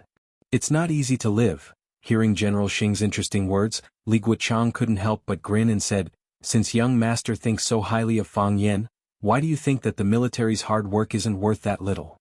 Fang Yen is a rotten egg." General Xing said, "If you don't like to eat rotten eggs, just move it to a place where you can't see it or turn your line of sight to another place, because you don't like it, you want to kick that rotten egg away. And the result? Isn't it just staining your body with the stench? And that stench is incomparably stinky, the wind can't blow it away and water can't wash it off. In the end, isn't it still you who suffers? Why do you have to go against that Fang Yen? If I had the time to fight with this rotten egg, I don't know how many enterprises I could have built and how much profit I could have earned for the family. Compared with showing my talent to consolidate my position in the family, isn't defeating Fang Yen just a piece of cake?" Li Guochang picked another strawberry and stuffed it into his mouth. He asked casually, "A military order can't even solve a rotten egg. I'm afraid that your image will be damaged and your position in the family will be shaken." General Xing looked at Li Guochang with a serious face and said, "Guochang, what do you think?" "A few days ago when I was bored, I flipped through a few pages of the Book of Changes. There are a few sentences in it that I think are very reasonable. Heaven is the highest and the earth is the lowest. There must be rules in everything. If there are no rules, wouldn't the world be in chaos?" General Xing laughed out loud, pointed at Li Guochang and said, "You, a boor, still have the mood to read those ancient books? It's good to read ancient books. The ancient books explain everything clearly. There are a lot of people nowadays who don't have parents or brothers and don't care about etiquette or shame. It's really hateful. The smile on General Xing's face gradually disappeared. He said, Guochang say, shouldn't we help my little brother? Of course, Li Guochang nodded without hesitation. Other people don't care about friendship or blood, but we can't do such a thing. How about this? I'll go to Flying Flower City tonight and help the military order? General Xing nodded and said, that's fine. Then I'll have to trouble you, Guochang. Li Guochang chuckled and said, we're friends, this is what I should do. No, you're my brother. General Xing looked at Li Guochang with a serious face and said, my blood brother. The two of them looked at each other, then burst out laughing. 270 kilometers per hour, 280 kilometers per hour, 301 kilometers per hour. Fang Haohan stared at the speed displayed on the top of the train and happily said to Fang Yingying, Hero will arrive at Flying Flower City in 2 hours. When we get there, we'll be able to see Junior Martial Uncle. Calm down a bit. Fang Yingying was holding a copy of The Theory of a Strong Nation and reading it with great interest. He said with a calm and confident expression, you need to have the elegant demeanor of a mature man. Fang Haohan seriously looked at Fang Yingying and said, you look very mature, but you're not elegant at all. Just when Fang Yingxiong was about to retaliate, he suddenly thought of something and returned to his refined appearance. With a smile on the corner of his mouth, he said softly like a Maitreya Buddha, you don't know what refined is. You don't even look elegant, so how can you be elegant? Fang Haohan looked at Fang Yingying expressionlessly and said, you bought this book at the train station and flipped to page 37 when you got on the train. It's already been a few hours and you're still reading page 37? You're not elegant, you're pretentious. Whoosh! Fang Yingying angrily flipped dozens of pages of The Theory of a Strong Nation in his hands and looked at Fang Haohan. Fang Haohan, you idiot. Why didn't you tell me earlier when you found out about my flaws? What if she found out? Who found out? Fang Haohan looked at Fang Yingying blankly and asked. They were sitting in the business class compartment of the train, and there was no one they knew in the entire compartment. Who was he afraid of seeing? It's her? Fang Yingying's eyes were shy as he answered embarrassedly. Who is she? You've seen her before? When have I seen her before? During the ticket check? Ah, Fang Haohan finally understood. He looked at Fang Yingying in surprise and said, you like that stewardess? Sure. Fang Yingying hurriedly covered his mouth and whispered, lower your voice, don't let anyone hear you. Fang Haohan pulled Fang Yingying's hand away. He didn't like others touching his lips. That was the most sacred organ of the human body to him. How could one eat without a mouth? If one couldn't eat, how could one live? It was too sacred. Don't you think she looks sexy in uniform? Fang Yingying asked in a low voice. His cheeks were slightly red, like a little boy who had just experienced his first awakening of love. Fang Haohan thought about it and shook his head. No. You actually said no? Don't you think she's sexy? Maybe she wears too much. Fang Haohan said with a simple and honest face. Sexy women wear very little. It's all like that on TV. Fang Yingying opened his mouth and found that he couldn't refute. However, he quickly became happy again and said, that's good. If you don't think she's sexy, you won't be my rival in love. Although you can't be the rival of the Casanova of Swallow Dock, you are my brother. I don't want to see you in a miserable state after a crushing defeat. Why would I fight with Junior Martial Uncle for a woman? Miss Yi is the future mistress of our Fang family. I won't take her away, Fang Haohan said with a frightened face. I won't do such a thing. Miss Yi isn't my type. I'm talking about me. I'm your rival, but you're talking about the Casanova of Swallow Dock. Junior Martial Uncle is the Casanova of Swallow Dock. When Junior Martial Uncle isn't here, I am. Fang Yingying's explanation was quite lacking in confidence. He said, but that's not the point. The point is, how can I win her over? I don't know. Fang Haohan didn't have any experience in relationships. He didn't know how to make a girl happy. Well, this kind of thing was too far away for him. So, when Fang Yingying asked him this question, his first reaction was, this guy is an idiot. Why would he think of asking me this question of anyone else? I know you don't know. So I asked you on purpose. Fang Yingying said proudly, if you don't have a smart brain, I hope you have excellent acting talent. Fang Haohan stared at Fang Yingying with a vigilant face and asked, what do you want to do? Fang Yingying's fat body leaned over and whispered in Fang Haohan's ear for a while. Fang Haohan's skeleton body suddenly shook. He looked at Fang Yingying with an extremely embarrassed expression and said, you actually want me to act as a robber? I didn't ask you to act as a robber, Fang Yingying explained with a serious face. I just want you to act as a robber, and this isn't a robber. This is a train. What do you want to rob? Rob? Rape? This is illegal, we can't do it. Then what do you mean? You go act as a little hooligan, Fang Yingying said with a face full of excitement. When my goddess walks over, you little hooligan will go up and tease her. How do I tease her? Fang Haohen asked. Say some dirty things to her, touch her or something like that. Isn't that still rape? This is different from rape. Fang Yingying felt like he was about to collapse. Why don't you understand? She had really succeeded in doing it. Flirting is when you think that the woman is beautiful, so you have some wretched thoughts in your mind. But this is only your moral character isn't up to standard, but it won't lead to a crime. The former might lead to jail time, the latter is normal. Normal? She'll slap you twice, Fang Yingying said in a low voice, but don't worry, I won't give her the chance to slap you. Before she slaps you, I'll stand up and righteously scold you for your bad behavior. Then I'll loudly tell you to scram and you'll immediately leave. Where do I go? Hey, the train is so big, can't you sit for a while? Give us some private space, let's talk about our feelings. Maybe it'll be done and you'll have a sister-in-law. I won't do it, Fang Haohen refused. Why? I don't know how to say dirty things. That's easy, I'll teach you, Fang Yingying said. He pinched Fang Haohen's chin with his chubby hand, smiled lewdly and said, Beauty, you smell so good, come let big brother have a whiff. Let go of me. Fang Haohen hated it when people touched his chin, so he slapped Fang Yingying's hand away. Yes, that's more like it. Little beauty, don't you like big brother? Big brother likes you a lot. At the door of the carriage, a beautiful police officer stared at the unsightly scene in front of her. Chapter 535. Fang Yingying had just gotten into the zone and didn't notice the strange gazes of others. He pinched Fang Haohen's chin with his chubby hand and said with a lewd smile, Don't struggle, don't resist. The more you struggle, the happier I'll be. The more you resist, the more excited I'll be. I like little girls like you. Come, let me have a taste. As he spoke, Fang Yingying moved his chubby sausage mouth toward Fang Haohen's lips. Sun Li couldn't stand it anymore. She strode toward Fang Yingying, who was acting like a hooligan, and shouted angrily, Hooligan, stop. It was like a basin of frozen water in the middle of winter, like a basin of boiling water in the middle of summer. This kind of feeling was too cruel, but it was also burning hot and peeling off his skin.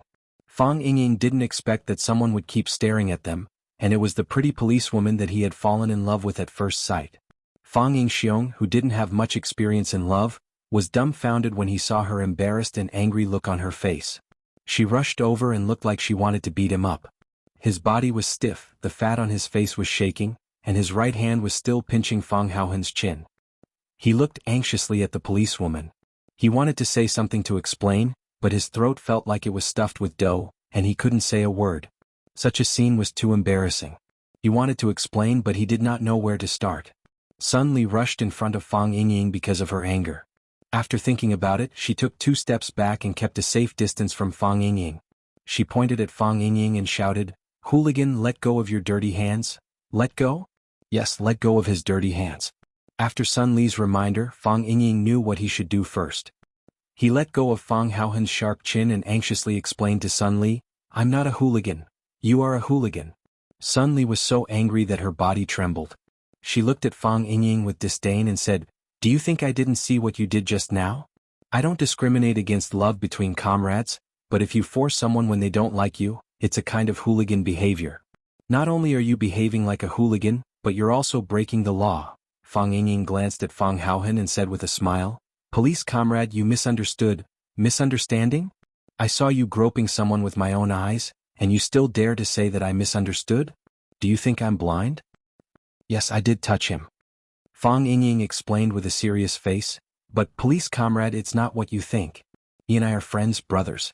He's my brother, my biological brother. You're my brother, Fang Haohen said snappily. He hated it when people touched his chin. You're Fang Yingying and I'm Fang Haohen. Isn't the hero always ranked before the hero? Why should I be older than you? Yes. Fang Yingying nodded repeatedly. He pointed at Fang Haohen and said to the policewoman, Police comrade, did you hear that? I'm Fang Yingying and he's Fang Haohen. I'm his brother and we're actors. We're international non-famous actors. We're just fooling around. This is really a misunderstanding. Sun Li's eyes swept between Fang Yingying and Fang Haohen's faces and said, "Are you two really brothers?" "We're really brothers." Fang Yingying nodded with great sincerity and determination. Sun Li looked at their faces again and said, "Take out your IDs." She still could not believe that these two people were blood brothers. How could blood brothers look like such a strange appearance? Fang Yingying and Fang Haohen looked at each other, and had no choice but to take out their IDs from their pockets and hand them over to the policewoman. Sun Li looked at their IDs and her expression became even more confused. Are these two really blood brothers? One was called Fang Yingying and the other was called Fang Haohen? Their birthplace and address were both in a place called Swallow Dock? "You two come with me."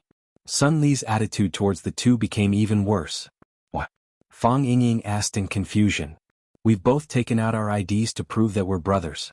Can't we joke around between brothers?" "I suspect that your IDs are fake," Sun Li said. "Our IDs are real. Our identities are fake." Fang Haohen couldn't hold it in anymore. He stood up in front of Fang Yingying and said, "We're not actors and we weren't rehearsing a scene just now. Fang Yingying wanted to pursue you so he asked me to act out a scene with him. He said he wanted me to act as a hooligan who wanted to touch you. I didn't know how to act as a hooligan so he personally demonstrated it to me. There's never been such a brainless way to pick up a girl." Fang Haohen, shut up. Fang Yingying wanted to block Fang Haohen's mouth. This idiot, how could he say such a thing out loud? "Fang Yingying, you're the one who should shut up." Fang Haohen said snappily, "It's already like this, how long are you going to hide it? Don't you just like her? What's there to hide about this kind of thing? We're martial artists and we do things to protect the country and the people. Chasing a girl, what's there to hide?" Fang Haohen looked at Sun Li expressionlessly and said, "He likes you, do you like him?" Sun Li looked at Fang Haohen, then at Fang Yingxiong, whose face was purplish red from holding back his anger. She opened her mouth and shouted angrily, "The two of you, come with me." Watching. The station police office. "Police comrade, we're good people. Look at my face. I'm so fat, how could I be a bad person?" Fang Yingying pointed at his fat face and said with a wronged expression, "Thin people are bad people?"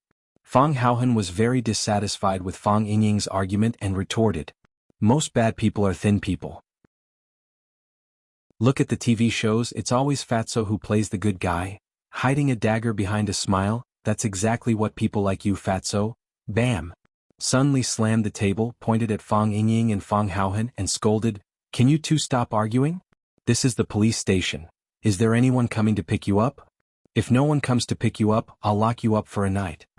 Seeing that Sun Li was angry, Fang Yingying's heart ached. He kicked Fang Haohen and said, "Fang Haohen, can you not always go against me? A man should have a man's elegance. Don't you know that you're acting like a child that hasn't grown up yet?" Seeing that Fang Haohen wanted to retaliate again, Fang Yingying quickly said, "Call Junior Marshal Uncle again and see where he is." When Fang Yen pushed open the door of the interrogation room, he happened to hear Fang Yingying yelling for Fang Haohen to call him. Fang Yen stood at the door of the room and smiled guiltily at Sun Li. He said, "Sorry I'm late. My two friends, did they do anything illegal?" Sun Li looked at Fang Yen and thought to herself, "This man is indeed handsome. Too bad, how could he be friends with two idiots like them? They didn't do anything illegal, it's just that." Sun Li thought about it and didn't want to pursue their other responsibilities. Although these two fellows looked strange, they looked silly, so they weren't bad people. So she looked at Fang Yen and said, "Forget it, there's some misunderstanding. Come and sign here and take them back." "Thank you," Fang Yen said gratefully. Fang Yen signed the document that Sun Li handed over and nodded at her. He turned to look at Fang Yingying and Fang Haohen and said, "Let's go."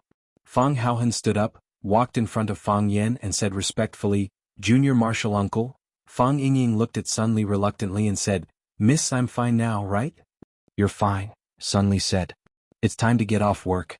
You're no longer a police officer and I'm no longer your suspect, right?" "That's right." Sun Li nodded. "What do you want to say?" "I mean, can you?" Fang Yingying's fat face turned red again, like a heated braised pig head. "Can you give me your phone number?" Sun Li stared at him and said, "Why do you want my phone number?" "I think." Fang Yingying hesitated for a few seconds and said, "I'm not a good person and I may often make mistakes. If I get your phone number, I can call the police directly when I make a mistake. That way I can prevent my mistakes from becoming bigger and hurting innocent people." Fang Yen looked at Fang Yingying in surprise. How did he come up with such a shameless reason? Why do I always have a very embarrassing feeling when I'm with them? I'm just a police officer. I know. Fang Yingying nodded seriously. I often take the bullet train. The bullet train we met on. It's fine if there are hooligans causing trouble, but if there aren't hooligans causing trouble, I don't know how to find you. Sunli didn't know whether to laugh or cry and said, Who prays for hooligans causing trouble? Besides, why are you looking for me? I like you.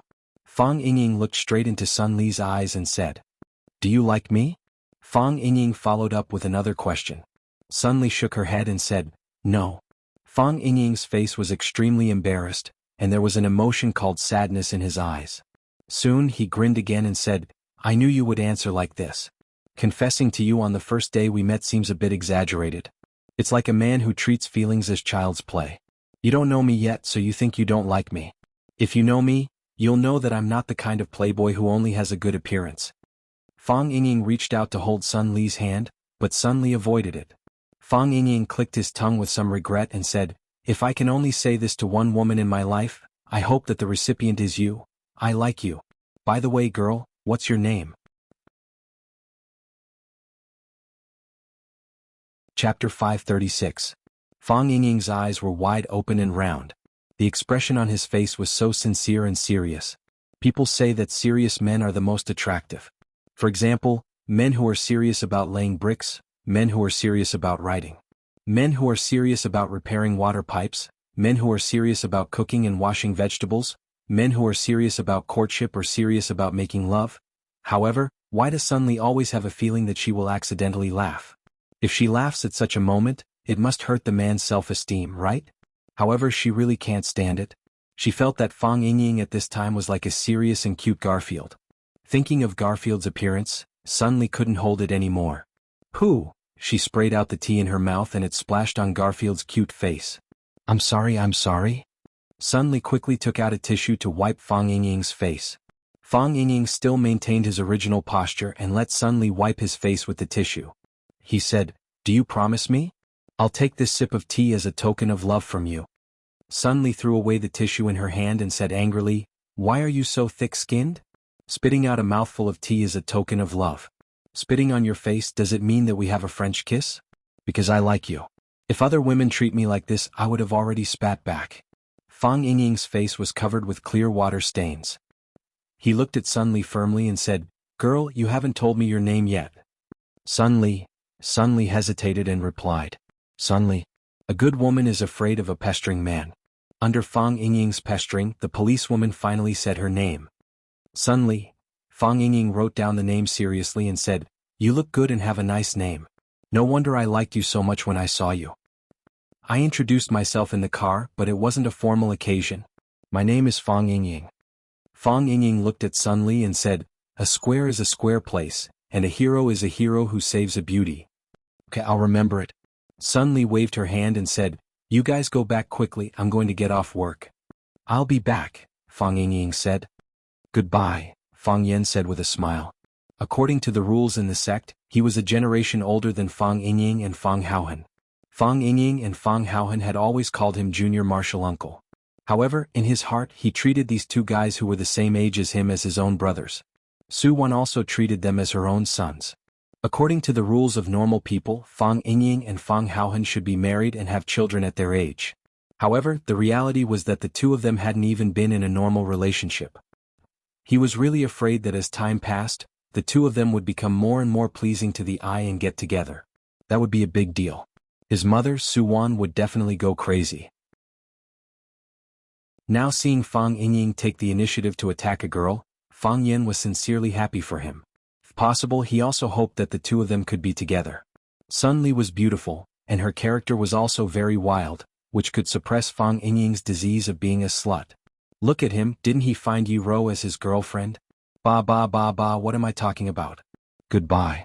Sun Li stood up. She didn't know why, but she always felt a little strained when facing Fang Yan. It was like there was something invisible covering the top of her head, making it difficult for her to breathe, and even the movement of getting up was a little stiff. Is this nervousness? But why am I nervous? Even when facing the leader of their branch office, I didn't feel so nervous. Fang Yan patted Fang Yingying's shoulder, looked at Sun Li and said, He is my brother. I know. Sun Li nodded. He is a good man, Fang Yan said seriously. Sun Li understood the weight of Fang Yan's words. After thinking for a long time, she nodded and said, I know. Fang Yan smiled and said, Goodbye. Goodbye. Fang Yan's car was parked in the yard. Fang Yingying saw the BMW and said, Yo, Junior Marshal uncle bought a car. Principal Lu's car. She doesn't need it for the time being, so I borrowed it. Fang Yan said and walked to the driver's seat. Fang Yingying and Fang Haohen's eyes looked at each other vaguely. Fang Yingying walked over and opened the door of the passenger seat. He sat down and asked, Junior Marshal uncle, where are we staying this time? Staying with me, Fang Yan said. Of course we are staying with Junior Marshal uncle. We still have to take care of Junior Marshal uncle's food and clothing. Fang Yingying said shamelessly. By the way, are we going back to school? Are we still staying in the small courtyard where we lived before? To be honest, that courtyard is really good. I have feelings for living there. No. Fang Yan said. In Plum Garden. Plum Garden was the villa community where Lu Chaoge lived now. Fang Yingying and Fang Haohen were also going to live with them. It's not appropriate, is it? Fang Yingying said embarrassedly. I heard that Junior Marshal uncle and Principal Lu live together. Will we disturb you if we go there? Fang Yan drove without looking sideways. He was afraid that if he saw Fang Yingying's current appearance, he would beat him up. He said aloud, You must live in Plum Garden. You have to go there. Fang Yan was too familiar with the thoughts of these two guys. They were nominally his martial nephews, but in fact they were more inclined to be Yi Gentle's undercover agents. They kept saying that they were going to live in Rosefinch's courtyard, but in fact they wanted to test the relationship between him and Lu Chaoge. If he was stupid and really let them live in Rosefinch's courtyard, Yi Gentle would probably be furious. What shameful thing did I do with Lu Chaoge? Why did she kick Fang Yingying and Fang Haohen away? Fang Haohen sat in the back seat, took out his cell phone from his pocket, and secretly sent a message. There were only 2 words in the message, Plum Garden. Fang Yan had long been accustomed to the betrayal of these 2 guys. He asked, Why did you 2 come by train? Isn't it faster by plane? And you had a conflict with the police? With a sad face, Fang Yingying said, Some time ago Yanjing held a world boxing competition. The Thai boxing champion Ha Chai was arrogant and domineering. He said that he would beat all the masters in Wuxia and show us the power of Muay Thai. Ha Chai took a plane to Yanjing to participate in the competition, but the plane crashed in Malaysia. So what if he is good at Kung Fu? Isn't there only a dead end for him? A martial arts senior once said that I should keep everything under control, so I only take the train. If there is something wrong with the train, we can jump out of the train. What if there is something wrong with the plane? Can we jump out of the train? It's too dangerous. It's not in line with the style of us martial arts practitioners who seek perfection and stability. We took the train. Fang Haohen said in the back seat. If the train breaks down, Fang Yingying turned back angrily and said, Fang Haohen, shut your crow's mouth. I haven't settled the matter of you betraying me on the train. If I didn't tell the truth, you would have been locked up in the police station for hooliganism. Fang Haohen retorted. When Fang Yan took Fang Yingying and Fang Haohen back, Lu Chaoge had already prepared a large table full of food. The injury on Lu Chaoge's palm was almost healed. During this time she often cooked, but Fang Yingying and Fang Haohen felt flattered. The director of Rosefinch Secondary, the chairman of Chaoyan Technology, was a goddess in their hearts. Now she personally cooked such a large table of delicious food for the 2 brothers. Although they hadn't eaten it yet, they felt that the food was very delicious at first glance. Lu Chaoge wore a set of white casual clothes with an apron around her neck. She wiped her hands with a handkerchief and smiled at Fang Yingying and Fang Haohen. Are you hungry? The room has been prepared for you. You can go upstairs to take a shower and change your clothes before going downstairs to eat. Thank you, Principal Lu. Fang Yingying said gratefully. Don't call me Principal Lu. Lu Chaoge said. If you don't mind, just call me Sister Lu. Thank you, Sister Lu. Fang Yingying immediately changed the way he addressed her. Fang Yan took Fang Yingying and Fang Haohen upstairs. Fang Haohen whispered to Fang Yingying, She told us to call her Sister Lu.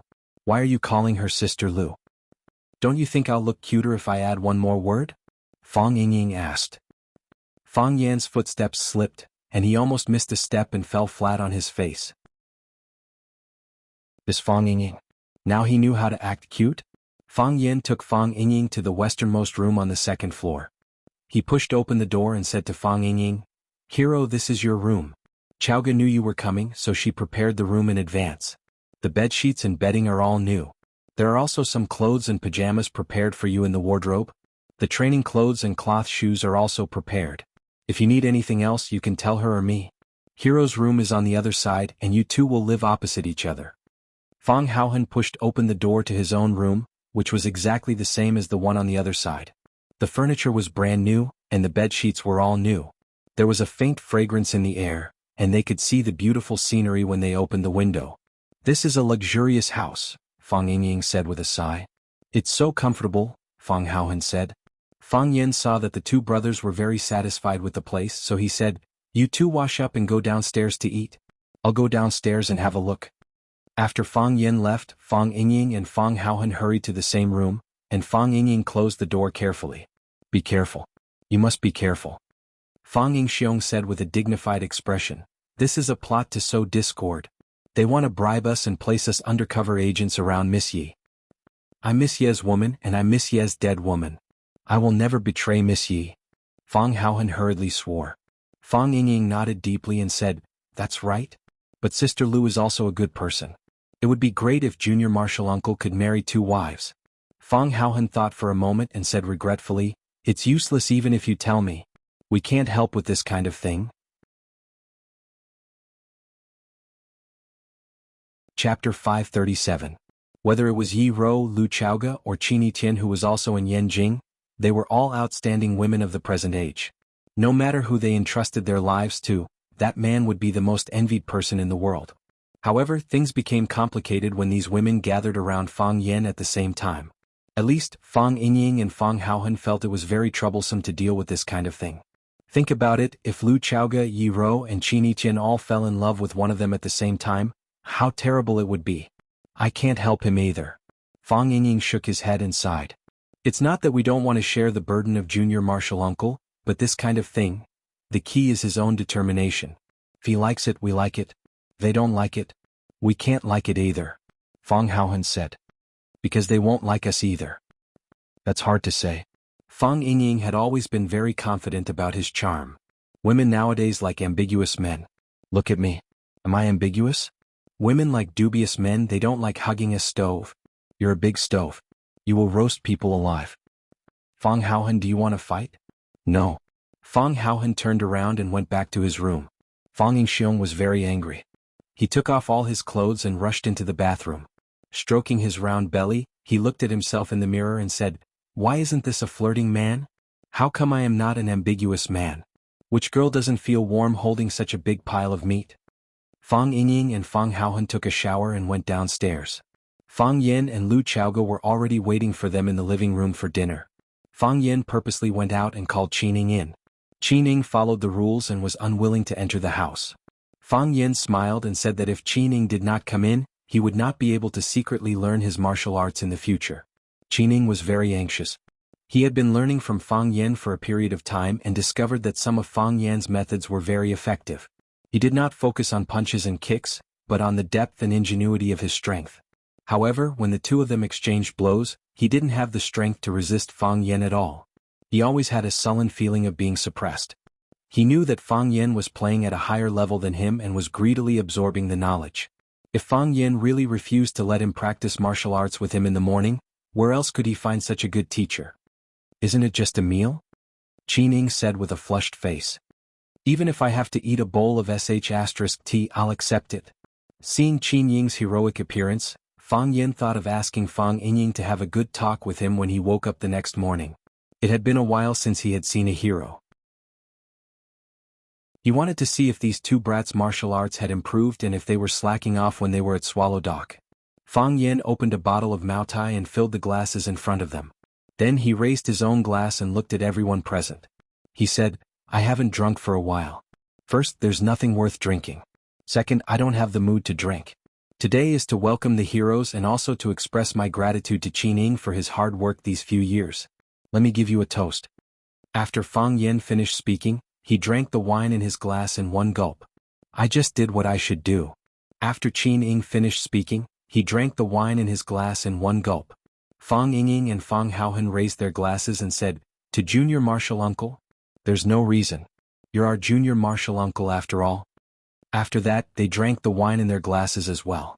Fang Yen poured himself another glass of wine, then said to Lu Xiaoge, "Here's to Xiaoge.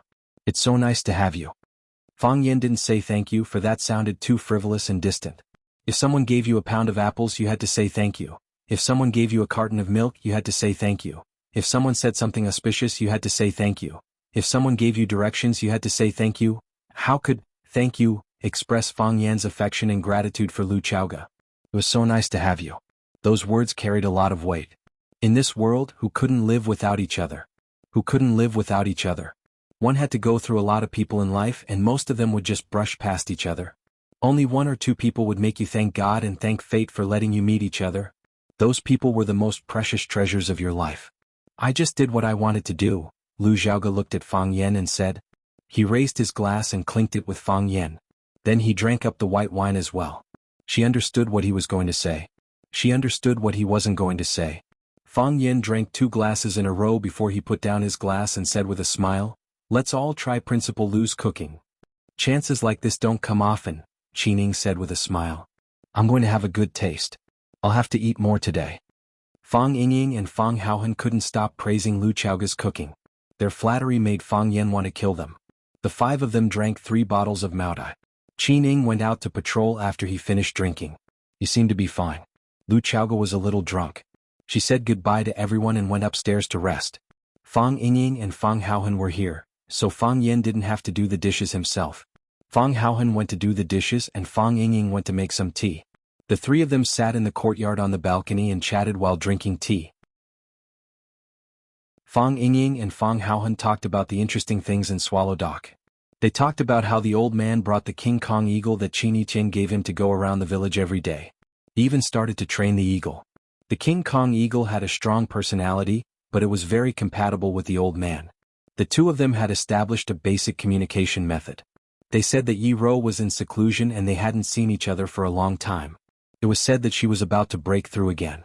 If he broke through again, he might leave youngest martial uncle in the dust again, but they didn't mention the 2 important people of the Fang family. One was Fang Yan's mother, Lu Wan, the other was the old drunkard. Where's the old drunkard? There's still no news from him? Fang Yen tried his best to sound relaxed, but the expression on his face was still too stiff. No. Fang Yingying and Fang Haohan's expression also turned serious. It's been 3 years since Master went to the Arctic, and there's no news from him. Zhu Ziden came back from Mo Bay 3 months ago. He said he went to the Arctic to search, and found no trace of Master. He also said, "What else?" He also said that the Arctic is not suitable for humans to live in. Fang Yan's heart became heavier. After a long silence, he said in a low voice, "When the old drunkard left, he said to Grandpa, either we return home in one piece or we have a sky burial in Snow Kingdom, we owe him this." Junior Martial Uncle, is there really such a thing in the world? The ice dragon is a legend. To use the ice dragon's muscles to make up for the defects of the human body? This is impossible. That old guy, the medical fanatic, is not a good person. We prepared gifts for him, but he couldn't cure us. How could he use this mysterious pond to harm people? He hasn't even seen it himself. Why would he ask Master to find it for him? And even if he finds it, he still has to leave him half a pound of blood. He has taken all the advantages in the world. There are not many doctors in the world who are good people. Fang Yan's face was gloomy. He said, "Since the medical fanatic dared to write this prescription, it proves that there is such a thing in the world. I have seen the introduction of the ice dragon in the extraordinary medical record. It is shaped like a dragon and its skin is like ice.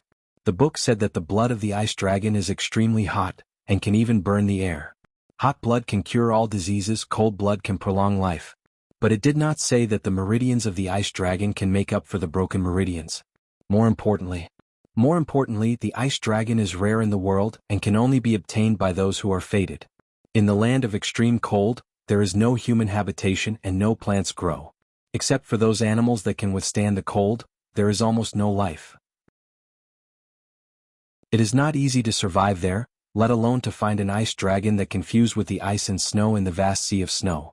The old drunkard was not the old drunkard at his peak. He only had moves but no energy to support them. At this time, the old drunkard was not even a match for Fang Yen. He went to that place alone with his spear. Not to mention finding the ice dragon, it was unknown whether he could come back alive. But no one opposed the old drunkard's choice and no one stopped the old drunkard's footsteps.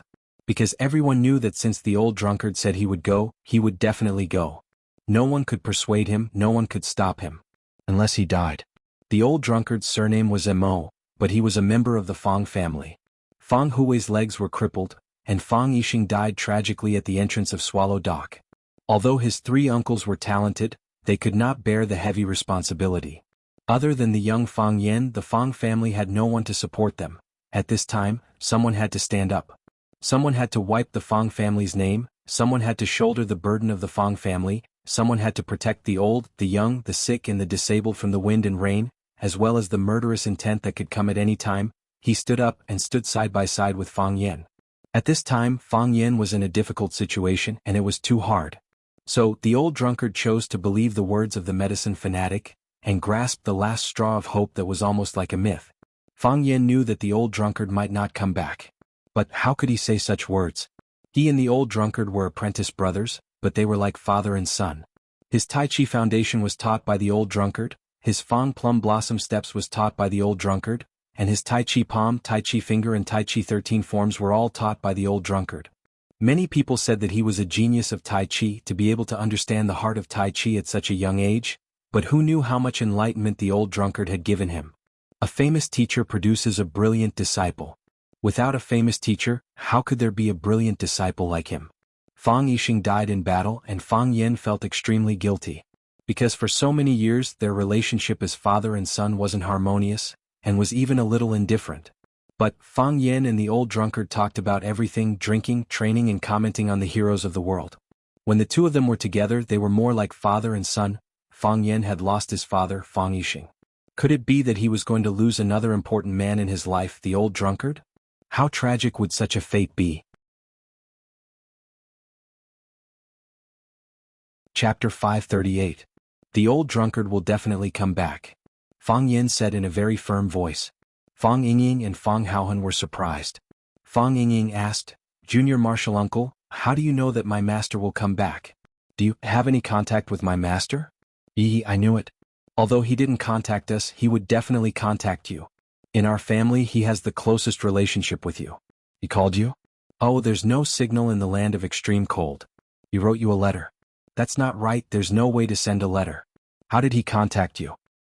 The old drunkard has come back. Fang Yen said. Already back? What kind of person was the old drunkard in the past? He was the Wuxia Azure Dragon who dared to challenge the heroes of the world. What kind of person was the old drunkard later? He was a decadent and degenerate countryman who loved alcohol as his life. At that time the old drunkard was long gone. His heart was dead. A hero with a white head, a beauty in her twilight years, this was more tragic than death. At that time the old drunkard lived a life worse than death. Otherwise he wouldn't have used alcohol as food to numb himself every day. The longer he slept, the less he thought. Maybe his heart would be more comfortable. However, he still stood up in the end. For the Fang family, for me and for you, he made the choice to go to the land of extreme cold. The moment he stood up, he came back. The moment he made the choice, he came back to life. No matter what the final outcome is, he is no longer the old drunkard. He is still the indomitable Wuxia Azure Dragon in our hearts. Don't underestimate the enemy. A person is not even afraid of death, what else is there to be afraid of? So what if it's the land of extreme cold? So what if it's the invisible ice dragon? He will definitely drink the dragon's blood, take out the dragon's tendons, cleanse the marrow and repair the meridians and return as the king. Fang Yingying looked at Fang Yen with red eyes, wiped his nose and said, Junior Martial Uncle, when master comes back you must beat that Wuxia dragon got up. And Jiang Junling, he also bullied us. Fang Haohan gritted his teeth and said, There's also Jiang Zhulu. He and Junior Martial Uncle are fighting over a woman. There's also Bai Xiu. I feel like beating him up every time I see him. And Zhang Banian last time he looked at me sideways. There's also Li Xiaoying. He said that eating glass is an illness and needs to be treated properly. Li Xiaoying even asked me to lose weight. How am I fat? So what if I'm fat? Wearing their clothes and eating their rice? Fang Yingying and Fang Haohan discussed enthusiastically, like children who were left behind to be bullied. They memorized all the names of their enemies and waited for the adults at home to come back so that they could take revenge. However, after being joked around by the two of them, everyone's depressed mood suddenly became a lot more relaxed, as if the old drunkard was really going to return soon.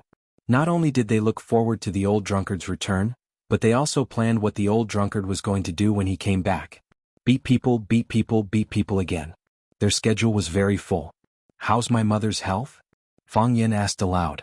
When he was away from home, Fang Yen was most worried about his mother, Lu Wan's health. During the 3 years of mourning in Swallow Dock, Lu Wan's performance was far stronger than Fang Yan's. Ever since she sent Fang Yixing away, she returned to her previous state of life. She read and wrote, drank tea in the morning and took a walk at dusk. The difference was that she opened up 2 vegetable plots next to Fang Yixing's grave. Every day she would go over to take care of it and talk to Fang Yixing's tombstone for a while.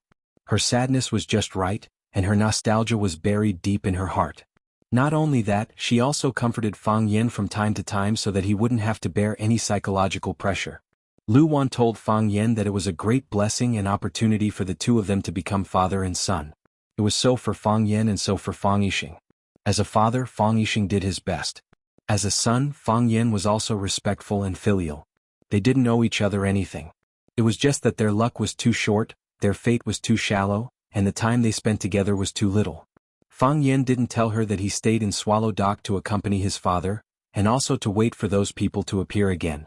He didn't want her to worry because Fang Yen knew that she couldn't lose another family member. Now Fang Yen was in Huaqing, but he still called back every day to check on her. Every time Fang Yen asked, Lu Wan would say that she was fine, and asked Fang Yen not to worry about her. It was exactly the same reaction as all the other mothers in the world who received a call from their children. However, whether she was living well or not, only the people around her would know, right? "My mother is very good," Fang Yingying said. "She has a good appetite. She eats a small bowl of rice every meal, drinks a pot of flower tea every day, goes to the vegetable garden every morning, and recently she has been learning how to draw. She doesn't use her own study now, but the previous study of the master of the family." Fang Yen nodded and said, "She told me to use it if I like it. There are too many traces in the study, and it's good to recall them when you have nothing to do. I'm not afraid of being hurt, but I'm afraid of feeling lonely and helpless. Miss Yi used to drink a pot of flower tea with my mother every day, but recently she didn't go to the study because she was in seclusion." Fang Yen smiled and said, "She and my mother should get along well, right? It's strange. When other people come to visit my mother, it's usually the guest talking and my mother listening. But when Miss Yi comes, it's always my mother talking and Miss Yi listening. What's that saying again? Everything has its vanquisher." Slap. Fang Yen slapped Fang Yingying's head and said, "What do you mean by, everything has its vanquisher? Do you know how to talk?" "Exactly. This is the expression of my mother and my future mother's love for each other. How can you say, everything has its vanquisher?" Fang Haohan added sharply. "That's my mother's love for my future mother." Fang Yingying touched his head with a face full of grievance. After a period of rest, the wound on Lu Chaoga's palm had healed, and the knife mark on her neck had completely disappeared. The golden chrysalis muscle-nourishing powder developed by Qin Luo, the medical king of the generation, was indeed extraordinary. Lu Chaoga began to take care of the affairs of Chaoyan Technology Group again. In other words, when Fang Yen and Du Qing joined forces to launch a counterattack against Jiang Junling, she had already stood up and become the sharp knife that pierced their hearts. After breakfast, Lu Chaoga was going to take Fang Yingying and Fang Haohan to work at Chaoyan Technology. Fang Yen transferred Fang Yingying and Fang Haohan out of Swallow Dock to protect the safety of Lu Chaoga and Du Qing. Fang Yen knew that Jiang Junling was guarding Huaqing, and both sides were deploying troops and making strange moves. Lu Chaoga was protected by the experts sent by the Qin family, but in Fang Yan's opinion, the defensive strength was still a little too weak. If the people who kidnapped Lu Chaoga last time weren't Qiang Long Tan and Jiang Fingxing, but Jiang Junling personally, with the strength of the strange people around him, it would be very difficult for him to rescue Lu Chaoga. Fang Yen was also worried about Du Qing. Du Qing was the underground king of Huaqing, and logically speaking, there was no need to worry about his safety. However, Qin Hong had just experienced an internal conflict, and Jiang Junling was even more afraid of Du Qing, the local tyrant, and hated him to the bone. If he wanted to first get rid of this important general in front of Fang Yen, it would be very difficult for Du Qing to escape. Fang Yen planned to arrange for Fang Yingying and Fang Haohan to stay by Lu Chaoga and Du Qing's side respectively. If they were to keep an eye on her, it should be good for her to protect herself. Last night, Fang Yen had already told the heroes about his arrangements, so Fang Yingying and Fang Haohan tried to please Lu Chaoga in every possible way since early in the morning. They all hoped to stay by Lu Chaoga's side. Who wouldn't want to work by the side of a beauty? Moreover, it was a beauty that he was more familiar with. Sister Lu, no matter what, I'm going to stay by your side. I, Fang Yingying, don't have any other abilities, but I do have a body full of fat. If you encounter danger, this body of fat will always be in front of you. It can't be pierced by knives and it can't be broken by bullets. I'll guarantee Sister Lu's safety. Fang Yingying patted his chest hard and said with a serious expression, "You don't have any other abilities, but you're good at bragging." Fang Haohan immediately ridiculed him from the side. So what if I have a body full of fat? Other than moving slower, what else can it do? You still have the face to say that your fat can't be pierced by knives or bullets. Let me stab you with a knife and see? Let me try shooting you? Fang Haohan, other than eating glass, what else can you do? Do you know that this illness of yours will ruin big things? Sister Lu often has to go to some important events and often meet some important people. They are talking about business worth tens of billions, and you pick up a glass cup and eat it noisily. Those who know you will know that you're sick and need to be treated. Those who don't know you will think that you're crazy. Miss Lu needs an ace bodyguard with a good image and temperament, like me and Qining. If you go, you'll bring down Miss Lu's status. Du Qing is more suitable for you. He's the boss of a gang. When he's negotiating with people, you can pick up a beer bottle and eat it noisily. Don't you look majestic and prestigious? Who would dare to object to his conditions? Fang Yin glanced at Lu Chaoga and said, "What's the name of Du Qing's daughter?" "I think she's called Liya." Lu Chaoga immediately understood Fang Yan's meaning and said, "She's young, beautiful, and has outstanding abilities. She's the future successor of Green Cloud Group. Last time, Boss Du said that he wanted me to help her find a young and talented man to be her son-in-law. Yesterday he even called me to urge me to ask if I found a suitable candidate. For such an important matter, how can I find a suitable candidate in such a short time?" Liya? Fang Yingying and Fang Haohan's eyes immediately lit up. There should be information about her on the internet. You can search for it, Fang Yan said. Fang Yingying and Fang Haohan quickly took out their phones to search. When they saw Liya's photo, their eyes were about to spit fire. Fang Yingying beat his chest hard and said, "Sis, look. A young and talented man is right in front of you. There's no need to look, I'm the right person." Plop. Fang Haohan directly knelt in front of Lu Chaoga. When he raised his head, Fang Haohan's eyes were already filled with tears. "I didn't have parents since I was young. Fortunately, Master picked us up from the outside. Otherwise, I would have definitely gone astray and become a hooligan who would harm society. My body is sick and I have to eat glass for no reason. I'm ugly, I'm not even as good as Fang Yingying." Fang Yingying grinned. Fang Haohan rarely took the initiative to praise himself. As he laughed, his expression froze. He shouted at Fang Haohan, "Fang Haohan, what do you mean by you're not even as ugly as me?" Fang Haohan hugged Lu Chaoga's calf and said, "I'm already so old but I've never been in love. Other than you, no girl has ever smiled at me. Fang Yingying has a female police officer. He is a man who is loyal to his feelings and will not change easily. But where is my love? Sis, I want to fall in love."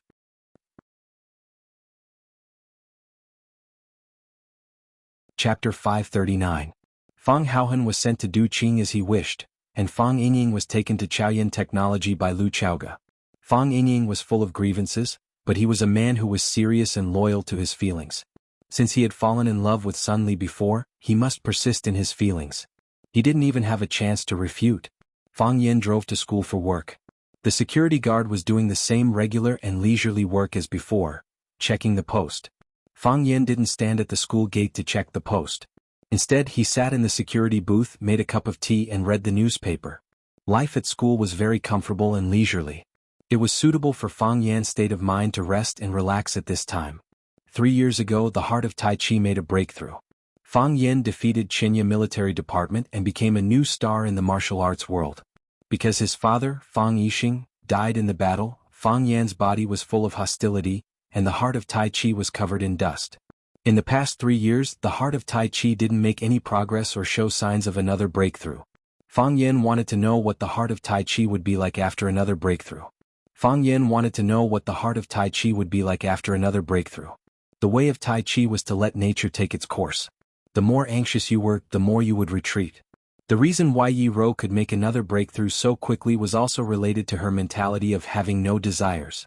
Yi Ro could have no desires, but could Fang Yin also have no desires? Yi Ro believed in martial arts wholeheartedly, while Fang Yen pursued the great power that the breakthrough of martial arts would bring to him. Only with power could he protect himself and avenge his father. Stay calm. Fang Yen comforted himself countless times in his heart. When he was in Swallow Dock, facing his father's tombstone and the traces left by his father, it was difficult for him to maintain this kind of calmness. However, he could do it in school. This was a school, a place where teachers taught and educated people, a place where students absorbed nutrition and rich knowledge. This was a sacred place, so sacred that it couldn't be tarnished and destroyed by the scheming violence and cruelty outside. At least that was what Fang Yen thought. Baldy walked over with a teacup in his hand and said, "There's nothing much to do here.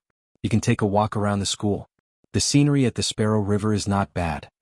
Ever since he saw Fang Yen bring his own teacup to make a cup of hot tea every day, Baldy also developed the habit of holding a teacup at work every day.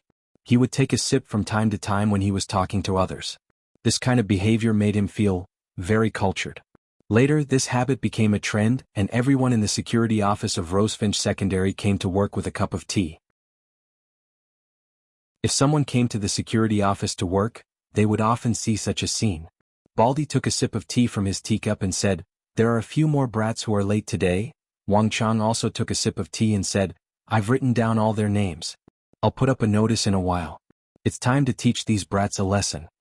Li Daong raised his head and gulped down a big mouthful of tea. He said, "What are we eating tonight? Fish with pickled cabbage and chili? I think the dried pig intestines from second brother Lu's family are not bad."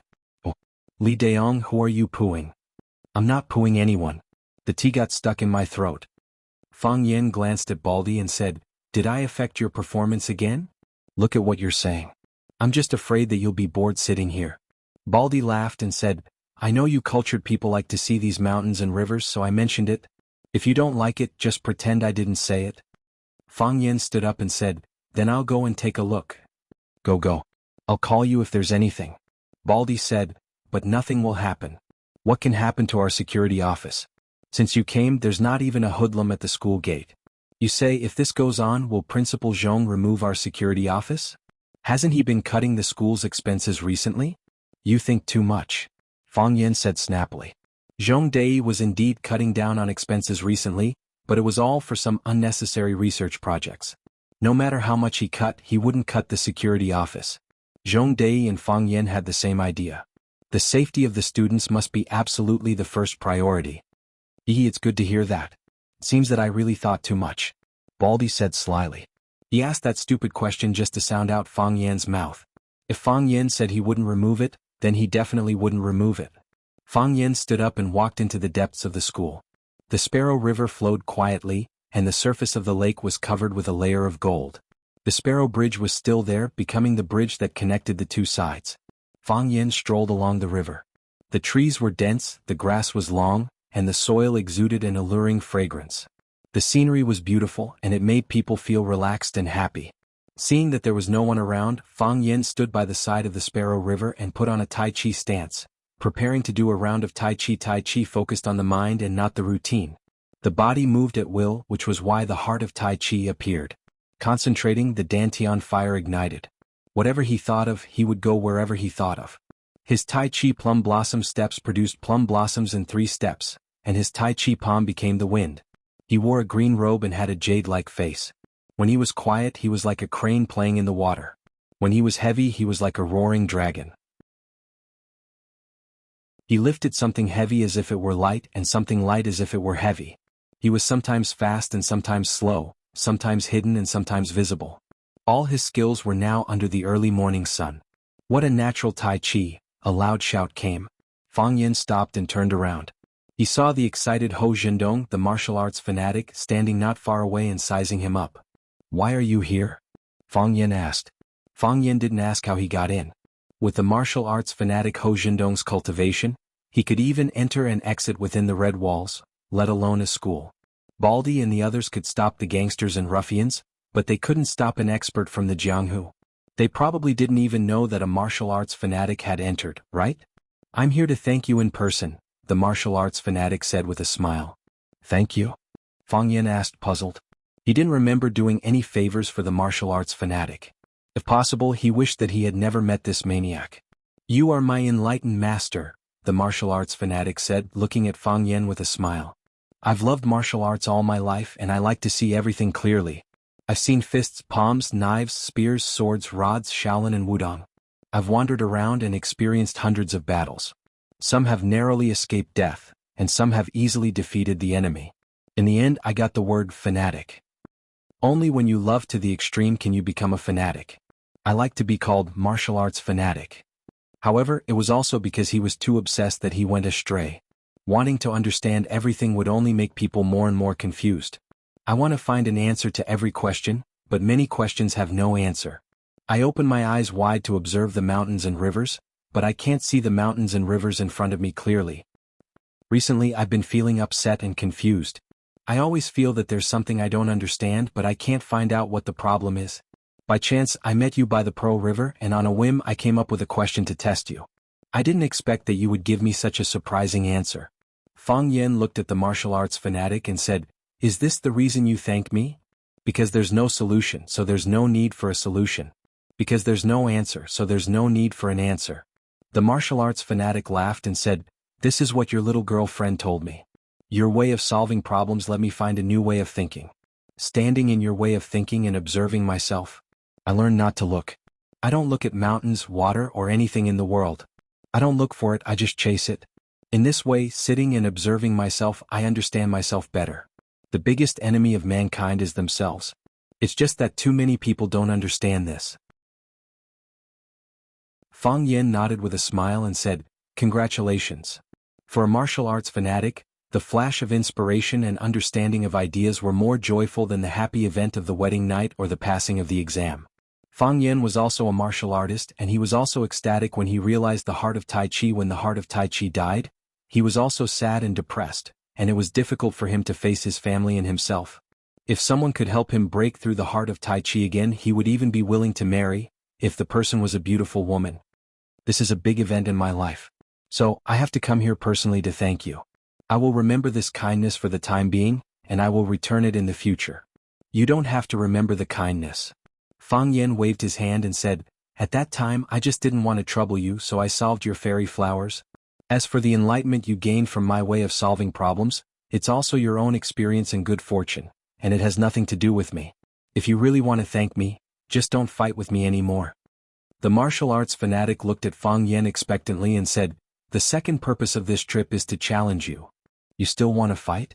Fang Yan's face became bitter. "I said last time I'm no match for you. No, you're the most talented young man I've ever seen."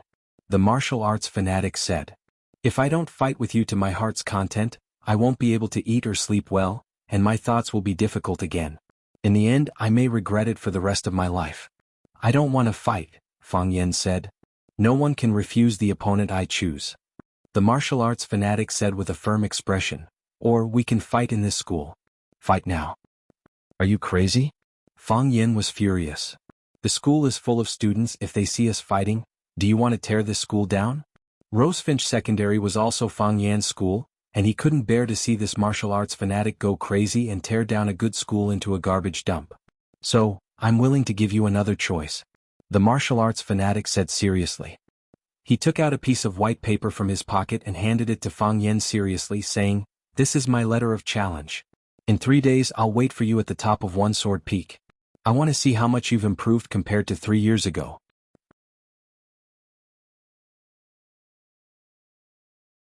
Chapter 540. Fang Yen didn't take the paper from the martial addict and said, "I already said I don't want to fight. I don't want to fight with you and I can't beat you. How can you be like this? I'm not related to you at all. What right do you have to force me? Don't you know you're being very annoying?" The martial addict opened his mouth and laughed. His smile was neither warm nor pleasant, his eyes couldn't even be found.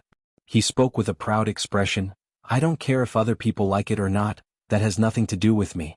I only want someone to fight with me. I like you, so you have to fight with me. I'm afraid I'll have to disappoint you. I'm very busy, I won't go to the One Sword Peak," Fang Yen said firmly, not wanting to give him even the slightest bit of hope. "I'm working right now, I can't chat with you anymore." Saying so, Fang Yen turned around and left. "Fang Yen!" Ho Zhendong shouted from behind. Fang Yen turned around to look at Ho Zhendong and asked, "Senior martial addict, is there anything else?" I saw you practicing Tai Chi just now, although it was unintentional, I still managed to see through it in advance, the martial addict smirked. If that's the case, the One Sword Peak tournament in 3 days will be very unfair to you. Boy, watch carefully. The martial addict's eyes trembled a bit, then raised his right foot and stomped down. Pop! A dull sound was heard. The earth didn't give birth to lightning, the Rosefinch River didn't have any waves, not even dust was kicked up under his feet. The flowers were still flowers, the trees were still trees, the grass was still swaying, the green leaves were still swaying with the wind. It was as if nothing had happened, as if there were no supernatural phenomena like when a peerless master used his ultimate skill. But Fang Yin knew that things weren't that simple. The martial addict purposely told him to stop and watch carefully. If he only saw him stomp his foot, then he wouldn't be a martial addict but an idiot. The martial addict saw Fang Yin practicing Tai Chi just now. If he wanted to show his fairness, he would have to show his true abilities. Sure enough, Fang Yan's guess was correct. Whoosh! On a big tree next to Fang Yin, a leaf swayed and fell. Fang Yin stretched out his hand and let the leaf fall into his palm. The lush green leaves turned yellow and withered when they landed on Fang Yan's palm. At the same time that the leaves turned from green to yellow, the tree with thick branches also changed. First, the leaves fell off crazily as if they were swept away by a gale. Then, the originally sturdy tree branches also fell, as if an invisible giant axe was quickly chopping them off. Branches of different sizes fell to the ground, making crackling noises. Immediately after that, the trunk of the big tree also began to turn from green to yellow. After its vitality disappeared, the trunk burst open and fell to the ground with a boom, turning into a pile of wood waste. This scene was too fresh and too mysterious. Fang Yin watched helplessly as the first leaf fell. He watched helplessly as the branches broke. He watched helplessly as the big tree collapsed. It was as if he was watching a magnificent magic show, a wonderful magic trick. Hitting the cow across the mountain, Fang Yin murmured. When we read martial arts novels, we often see the move, hitting the cow across the mountain. Because the name of the move had the word, cow in it, many people mistakenly thought that the power of this move was ordinary. If it was a name like Nine Yang Divine Art or Heaven and Earth Great Shift, it would be obvious that it was the world's top kung fu. Shouldn't hitting the cow across the mountain be a skill that even the loafers in the neighboring village could use? You can't judge a book by its cover, and it was the same with kung fu. Even if it was understood from the literal meaning, being able to kill a cow across the mountain, this kind of kung fu could be called a miracle, right? Borrowing force to exert force, using 4 tails to move 1,000 taels of gold, this was already a profound kung fu in the inner Jianghu. If one could borrow force to transfer qi, it would be like how the physician King Qin Luo used a silver needle to perform the unpredictable divine Tai needle. That was also a beginner version of hitting the cow across the mountain. To be able to kill a tree 2 meters away from him with just a stomp of his foot like the martial fanatic did, this kind of hitting a cow across a mountain, was no longer the hitting a cow across a mountain that the outside world knew about, but it was an upgraded version of their technique. If the target of his force just now was Fang Yin, what kind of consequences would there be? A real expert should have this kind of ability to turn something rotten into something magical. Using falling leaves as swords, using flying petals to hurt people, and even ordinary moves could bring out extraordinary power. The martial fanatic belonged to this kind of person, and this was also the reason why he was praised as Wuxia's 7 fanatics. Hitting the cow across the mountain. Oldwood meeting spring. The sea of martial arts was boundless, but the path of seeking Tao was firm and long. When Fang Yin woke up from his deep thoughts, the martial fanatic Ho Jindong in front of him had already disappeared. On another tree hung a letter of challenge from the martial fanatic to Fang Yin. Fang Yin walked over and took down the letter of challenge. The calligraphy on it was extremely ugly. I heard that you are a young hero with great achievements in martial arts. I hope to have a duel with you.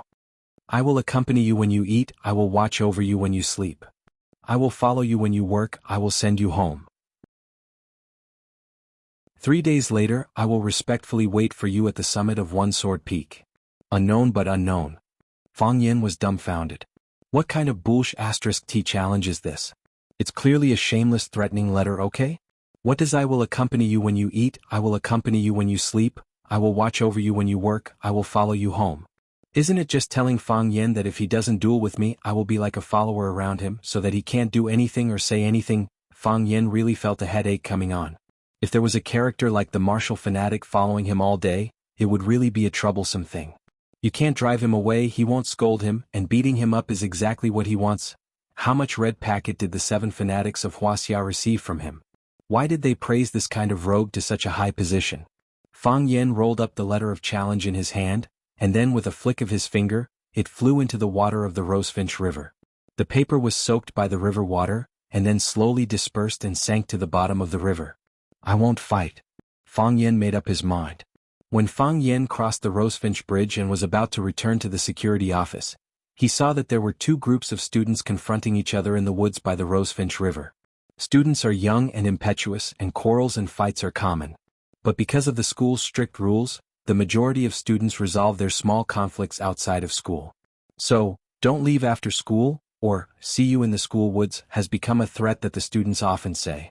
It's really rare to see 2 groups of people collide on campus, especially after Zhong Dei became the principal of the school. This kind of thing is extremely rare. One side only has 2 students, the other side has 5 or 6 students. It was obvious that the side with more people had surrounded the side with fewer people. Blocking people, this is also something that students often do. A tall boy stood in front of the group, his eyes fiercely stared at the boy wearing glasses in front of him and said, Li Xiaoqiao, I'm warning you, don't have any ideas about Wang Yan, she is the woman I like. Mature men intelligently call the woman they like girl. Only those children who haven't grown up yet will call their boyfriend or girlfriend my man, or my woman. She is my girlfriend. Li Xiaoqiao retorted. Even though he knew that the other side has more people, and his only teammate is still trembling and hiding behind him, but the young man's face and dignity made him not willing to back down. Just because you say it's your girlfriend then it's your girlfriend? The tall boy, very dissatisfied, said, I also said she is my wife. Does that mean other men can't chase her? She has always been my girlfriend. Li Xiaoqiao's eyes were red, but his voice was still firm. She's not your girlfriend. She's just with you for the time being. The tall boy tried to argue. Today I came to find you to talk about this matter. Li Xiaoqiao, take the initiative to break up with Wang Yan. What? Aren't you just asking nonsense? Didn't I just say it because I like her? The tall boy was clearly a bit impatient. Kid, is there something wrong with your head? I already said it so clearly, why are you still asking so many questions? Impossible. Li Xiaoqiao stubbornly said. The one Wang Yan likes is me, I also like Wang Yan, I will not break up with her. Li Xiaoqiao, there's no point in saying that, the tall boy said. We're all classmates, don't force me to hit you. If you hit me I'll tell the teacher. If you tell the teacher I'll hit you every time I see you. If you hit me even once I'll tell the teacher, the school will expel you. Tisich, you think the school is run by you, you can expel me just because you say so? Li Xiaoqiao, you know I have a lot of friends outside of the school, if they hit you, the school won't be able to find out that I sent people to hit you, right? Do you think anyone will believe you? Lu Yong, you're bullying people. So what if I'm bullying you? No one can be sure what kind of idiotic things you said or did when you were young. Fang Yen shook his head, walked out of the forest and spoke to the 2 groups of students.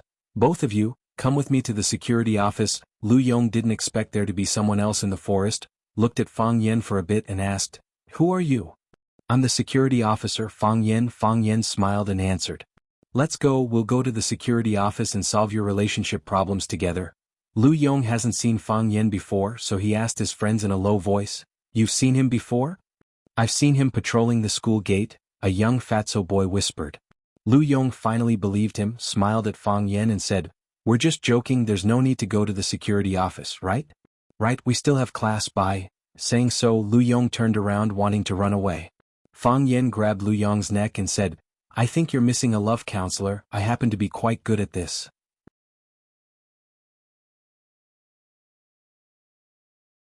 Chapter 541. Security Office. Fang Yen looked at the student standing in front of him and said, Tell me what's going on? Li Xiaoqiao glanced at Fang Yen and lowered his head without saying anything. Lu Yong said with a smile, Teacher, we were just joking. Is it Li Xiaoqiao? There were countless high school students who fell in love, but the school had a rule that forbade relationships. Regardless of whether it was Li Xiaoqiao who was in the right in this conflict or Lu Yong who was not in the right, they did not want their relationship to be known or involved by the school. It would be even worse if they were asked to go back and call their parents. Li Xiaoqiao didn't want to become Lu Yong's puppet, but he also didn't want the school's teachers or parents to know that he was in a relationship with his classmate, so he said in a deep voice, We were just joking. It's nothing. Fang Yen looked at Li Xiaoqiao and said, I know what you are worried about. But have you ever thought about it? If I pretend to believe that nothing happened between the two of you after you walk out of my place, he will once again bring people to block you and separate you from your girlfriend. Your girlfriend's name is Wang Yin? What will you do then? If he agreed, it would seem that he was too irresponsible and spineless. If he refused, he and his friends might beat him up. Are you willing to accept such an outcome? Teacher, Lu Yong still wanted to explain. Fang Yin looked at him sharply and said, Lu Yong, I saw it all. Are you going to lie to my face? Li Xiaoqiao hesitated for a long time, then finally said, I'm in love with Class 9's Wang Yin. He forced me and Wang Yin to separate. Li Xiaoqiao, you idiot. Lu Yong cursed. If I die, you won't be able to escape either. Fang Yin looked at Lu Yong and asked, Is that so? Lu Yong and Fang Yin looked at each other for a while before saying helplessly, Yes. Fang Yin nodded and asked, Why did you separate Li Xiaoqiao from his girlfriend? Because I like Wang Yin. Because you like Wang Yin, you want to separate Li Xiaoqiao and Wang Yin? Fang Yin asked. Young people's views on love were so simple and direct. Because I like this person, so you can't be with this person. Because you like a dress, somebody else has to take it off. Because you like a sports car, others have to give up their sports cars. Because you like this earth, others have to move to Mars. Is that it? That's different, Lu Yong argued. Which aspect is different? Clothes are clothes, sports cars are sports cars, they're different from girlfriends. You mean I can't give you the clothes or the sports car, but I can give you the girlfriend? From what you know, you can't even give up clothes and sports cars. Why do you think you can give up your girlfriend? That's not what I meant. I don't think I can sell my girlfriend. Then what did you do to Li Xiaoqiao mean? I just feel that Wang Yin and I are more suited for each other. What if after Wang Yin gets together with you, someone feels that he and Wang Yin are more suitable and wants you to break up with her? I fought him with all my might. Look, if you can't do it yourself, how can you expect someone else to do it? Fang Yin asked with a smile. Lu Yong looked at Li Xiaoqiao and said with an embarrassed expression, This is my fault. Li Xiaoqiao, I'm sorry. Li Xiaoqiao didn't expect Lu Yong to apologize to him. Slightly surprised, he smiled and said, It's fine. It's all in the past anyway. Fang Yin looked at Lu Yong and asked, Have you given up yet? Lu Yong looked at Fang Yin with a strange expression and said, Teacher, don't teachers forbid students from dating? How did I openly discuss this issue with you guys? That's right, Lu Yong nodded. If other teachers find out who's in a relationship, they'll either pull you to the office to scold you or ask you to write a self-reflection letter. Is it useful? Fang Yin asked. What? If a teacher pulls you to the office to scold you, ask you to write a self-reflection letter, or ask your parents to come, can you guarantee that you won't be in a relationship again? I don't think so. Lu Yong's face turned red and said, This kind of thing, how can it be broken just like that? Isn't it too embarrassing? Then what do you think now? I think it's wrong to separate Li Xiaoqiao from his girlfriend. I will compete fairly with him in the future, Lu Yong said. Fang Yin nodded and said, You can go back to class. Lu Yong looked at Fang Yin with a puzzled face and said, Can I really go? You still want to stay? No. Lu Yong waved his hand and said, You won't tell our monitor about this, will you? Who's your monitor? Haha, it's okay. Lu Yong hurriedly led his friends to escape. Lu Yong felt that it was too strange. Didn't the security guards like to tell things to the class teacher? How come the security guard didn't say a word and let me go back to class as if nothing happened? After Lu Yong left, Fang Yin glanced at the student standing next to Li Xiaoqiao and said, You also go back to class. Thank you, teacher. The boy was relieved. He bowed to Fang Yin and then ran away without looking back. At this time, there were only two people in the security room, Fang Yin and Li Xiaoqiao. How does it feel to be in love? Fang Yin looked at Li Xiaoqiao and asked. Teacher? Li Xiaoqiao's expression was coy. He was not used to talking about love affairs with his teacher. Every day I have to make several phone calls, send countless messages every day and frequently pass small notes in class. I want to buy delicious food for her, I want to bring her to a good cafe, I want to be with her all the time, I can't help but want to smile when I think of her, I feel very sweet. Li Xiaoqiao looked at Fang Yin with his mouth wide open. How does this guy know everything? I've also had the same experience. Fang Yin said with a smile. When he fell in love with Phoenix, it was the same feeling. He wanted to give her the best things in the world as long as she gave him a smile. Li Xiaoqiao was relieved. He blushed and said, I don't know what happened, I just liked her all of a sudden. I know this isn't good, but I don't know what to do about it. Why do you think this isn't good? Fang Yin asked. Li Xiaoqiao was stunned for a while, then said, "The school forbids love. The teacher also said it would affect our studies. Do you think it's affecting your studies?" "No." Li Xiaoqiao said, "Every time I take an exam I've always been first in class in the past and the future. What about Wang Yan? Her academic performance has never been very good. If your love doesn't affect your studies, not only does it not affect you, but you can also encourage each other and improve together. Would the teacher still use this reason to stop you?" Li Xiaoqiao blankly looked at Fang Yan and said, "Teacher, what do you mean?" Fang Yan smiled and said, "Actually, I don't mean anything. You're no longer a child, you already have your own thoughts. If we tell you what you must do or what you can't do, you'll have a rebellious mentality instead. I just want to tell you that you have to think carefully before you do anything. If you feel that what you're doing is right, that it's beneficial to your life and future, then seriously don't let them down. Don't let others down, and especially don't let yourself down." Li Xiaoqiao thoughtfully looked at Fang Yan. "I don't expect you to understand in an instant, but you still have a lot of time to think about it." Fang Yan waved his hand and said, "Go back to class." Li Xiaoqiao bowed deeply to Fang Yan and said, "Thank you, teacher, I understand what I should do." When Fang Yan came out of the office, he just happened to see Baldy running in from outside. Baldy glanced inside the office and said, "Where are those bastards?" "What bastards?" Fang Yan asked. "They said you brought a group of students to the office. Did those bastards get into a fight again?" Baldy asked with concern. "Is everything okay?" "Nothing," Fang Yan said. "I asked them to investigate something and they've already gone back to class." "That's good." Baldy was relieved. "I'm just afraid of the students fighting. They're all hot-tempered kids, they won't hold back even the slightest bit. By the way, are you okay today?" "What's wrong?" Fang Yan looked at Baldy cautiously and asked. "It's nothing, it's just that, someone wants to see you." Oh. Fang Yan thought for a bit and asked, "Is it Su Qi?" "I've talked to that girl before and I think she's not bad, Baldy, but I've already told her very clearly that Mr. Fang already has a girlfriend, and that she shouldn't have any delusions, and that she should study hard and improve every day, make herself better so that she can find a better partner in the future." Fang Yan smiled and said, "Just do your job." "My job is to ensure the safety of the students and teachers in the school," Baldy said. "Not just personal safety but also emotional safety." Fang Yan felt that Baldy had the potential to become a philosopher. "Mr. Fang, let's go eat hot pot after work?" Baldy pulled Fang Yan's arm and said, "We'll go Dutch. I won't take advantage of you." After work, Fang Yan drove back and found a black Mercedes-Benz following him.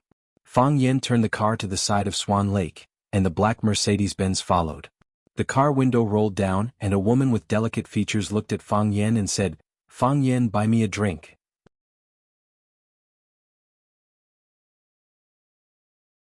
Chapter 542. The Mercedes-Benz and BMW were very close to each other, so Fang Yan was not far from the woman. Fang Yan looked at this woman who was definitely not supposed to appear here and say such words to him with a puzzled expression. He asked, "Did you find the wrong person?" "I'm not looking for the wrong person. The person I am looking for is you, Fang Yan." Jiang Shangxin confirmed her stance once again as she looked into Fang Yan's eyes with an extremely determined gaze. "Treat me to a drink." "Why?" Fang Yan asked. "Why me?" Fang Yan felt that this woman was too weird. Why him? She was the daughter of the Jiang family. If she wanted to drink, she should look for someone from the Jiang family. Jiang Junling or someone else from the Jiang family. She was Jiang Zhulio's woman. If she wanted to drink, she should look for her husband, Jiang Zhulu, or someone else who was close to her. Why him? Wasn't she clear enough? She was the thorn in Jiang Junling's side, the thorn in Jiang Zhulio's flesh, and the mortal enemy of the Jiang family and the Jiang family. If Fang Yan's guess was right, they would push the blame for the tragic deaths of Feng Xing and Shangxin's father on him. Why did she ask the enemy who killed her father to treat her to a drink? Fang Yan's first reaction was that this was a conspiracy, a trap and a honey trap. Fang Yan scoffed at this behavior. Who did they think he was? Was he the kind of man who would be easily tempted by beauty? He looked at Jiang Shangxin's pretty face seriously. As he was taller than Jiang Shangxin and his eyes were very bright, he was able to see the large patch of snow white at the collar of Jiang Shangxin's white satin shirt. Gulp, gulp. Fang Yan swallowed a few mouthfuls of saliva and felt a little thirsty. "Because I couldn't find anyone else," Jiang Shangxin said. Her expression was gloomy and her voice was low. She looked like a pitiful child who had been wronged but couldn't voice it out. Fang Yan had not expected her to give such an answer. Based on her understanding of Jiang Shangxin, she was a very proud girl. To make a proud person admit that he wanted to drink but couldn't find anyone else. It seemed that this was indeed a well-designed honey trap. Fang Yan was too angry. He didn't expect his opponent to be so insidious and cunning. He actually used such a despicable and wretched method. Who did they think they were? Fang Yan decided to challenge his weakness. As such, Fang Yan looked at Jiang Shangxin and said, "I'm fine with tea, but I'm not familiar with bars." "Follow me," Jiang Shangxin said. As she spoke, she had already rolled up the window. Then he started the car and led the way. Fang Yan's fingers tapped on the steering wheel, and his body softly leaned against the leather seat. With a faint smile on his face, he said, "How interesting."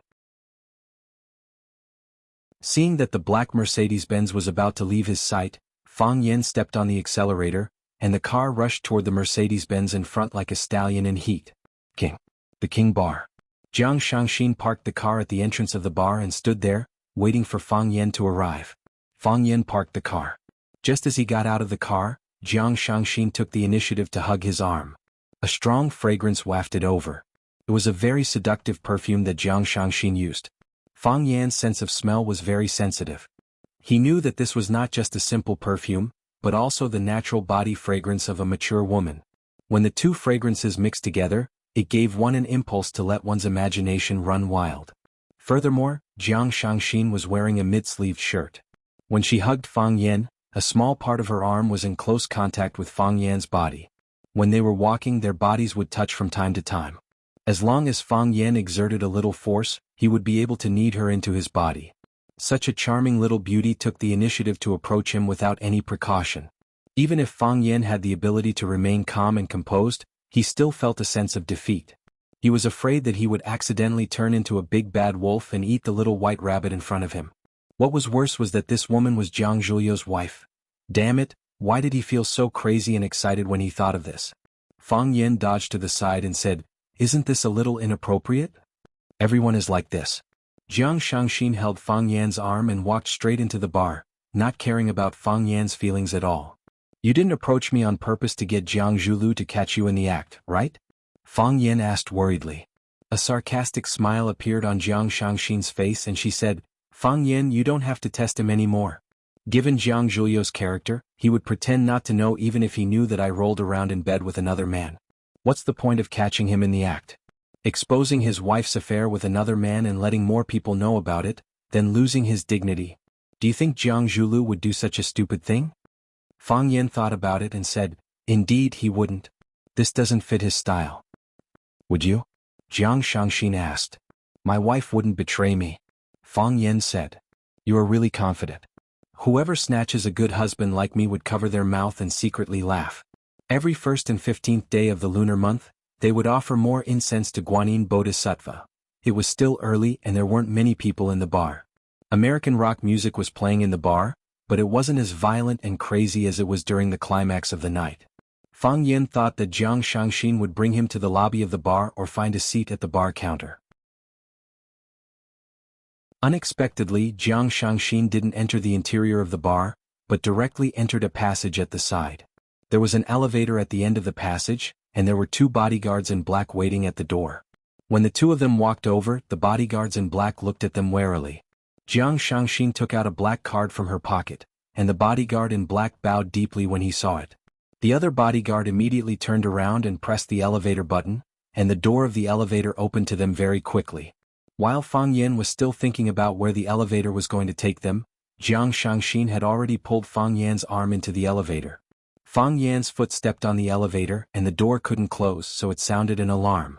Jiang Shangxin turned around and looked at Fang Yan. With a flirtatious smile in her eyes, she said, "Are you afraid?" "Word." "Fang Yan, I thought you're not afraid of anything. I am afraid of death," Fang Yan said. Jiang Shangxin chuckled and said, "I am afraid of death too, so I asked you to buy me a drink. Don't worry, I can't eat you up." Fang Yan looked at Jiang Shangxin's eyes, and there was a trace of sadness that couldn't be hidden. Fang Yan finally retracted his foot. The door of the elevator closed and slowly descended. Clang. When the door of the elevator opened again, a deafening noise and rolling heat waves rushed toward them. Fang Yan was stunned for a moment, and then he understood what kind of place this was. The underground boxing arena was also known as the underground boxing market. In order to attract customers, some bars would hire some boxing experts to come over and fight. Every punch hit the flesh and the blood was boiling. In the process of killing and fighting, countless spectators screamed crazily, releasing the fatigue in their bodies and the hostility in their hearts to their heart's content. This was indeed a very good place. A place that was very suitable for Jiang Shangxin at this moment. It was also a place that was very suitable for Fang Yen at this moment. Although Fang Yen didn't like the murky air in the underground bar, he liked the passion and heat that collided with each other. He suddenly wanted to drink a large glass of cold beer that emitted the aroma of malt. He gulped it down in one go, causing goosebumps to rise all over his body, causing every pore on his body to stand on end. Jiang Shangxin brought Fang Yen to a tea stage at the side of the boxing arena and shouted at the waiter who was walking over, 2 bottles of beer. Fang Yen took a look at Jiang Shangxin and grinned. Sometimes this woman was quite understanding. The waiter quickly served the beer, and there was a large glass filled with golden liquid. As it was filled to the brim, the foam of the beer was flowing out. Before he even tasted it, the aroma of wheat wafted over. Jiang Shangxin picked up a glass of cold beer and raised it to Fang Yen. She said, "Come Fang Yen, let me give you a toast. Thank you for treating me to this drink." Fang Yen smiled bitterly and said, "It seems more like you are treating me to this drink. This is my first time coming to this place and they didn't seem to collect money from us just now. In that case, thank you for drinking with me." Jiang Shangxin said. No matter what the reason was, she had already raised the glass and started gulping down the beer as she spoke. Her cheeks were exquisite and her neck was slender. Women who came from wealthy families had a noble aura and elegant behavior. When she gulped down the beer like a man, the alcohol flowed out from the corner of her mouth, giving off a bold and sexy vibe. Jiang Shangxin drank half of the glass in one go, then she looked at Fang Yen and said, "Why aren't you drinking? Why aren't you drinking?" Fang Yen picked up the glass and took a sip. He said, "I feel that this matter is a little weird." "What's weird?" "The two of us shouldn't sit together and drink." Fang Yen said. "I mean, we have different standpoints." "What are our different standpoints?" Jiang Shangxin interrupted Fang Yan's words. She stared at Fang Yen with a sharp gaze and said, "Do I have the same standpoints as Jiang Junling? Do I have the same standpoints as Jiang Zhulu? Do you think that I should look for them to drink together?" Fang Yen thought about it, raised his glass and said, "Let me give you a toast." "Toast me for what?"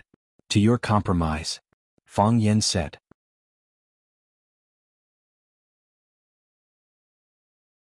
Chapter 543. To your grievances, to your anger and indignation, to your loneliness and helplessness, and to your strength and bravery. Jiang Shangxin had been holding it in for the past few days. She felt that she was about to explode. She was like a vacuum-packed fish. She breathed with all her might and struggled over and over again. In the end, she could only spit out bubbles helplessly. Her body was getting weaker and weaker, and her consciousness was getting more and more blurry. She was going to die. She knew that she was going to die if she didn't do something. What kind of woman am I? Jiang Shangxin gulped down a big mouthful of wine and slammed the table in front of her. She looked at Fang Yen, who was sitting opposite her, and shouted, "I am a woman from the Jiang family." "Who is the Jiang family?" "The Jiang family is the Jiang family. It is the Jiang family that everyone envies and fears. As long as you are a member of the Jiang family, you will definitely be the target of everyone's envy and fear.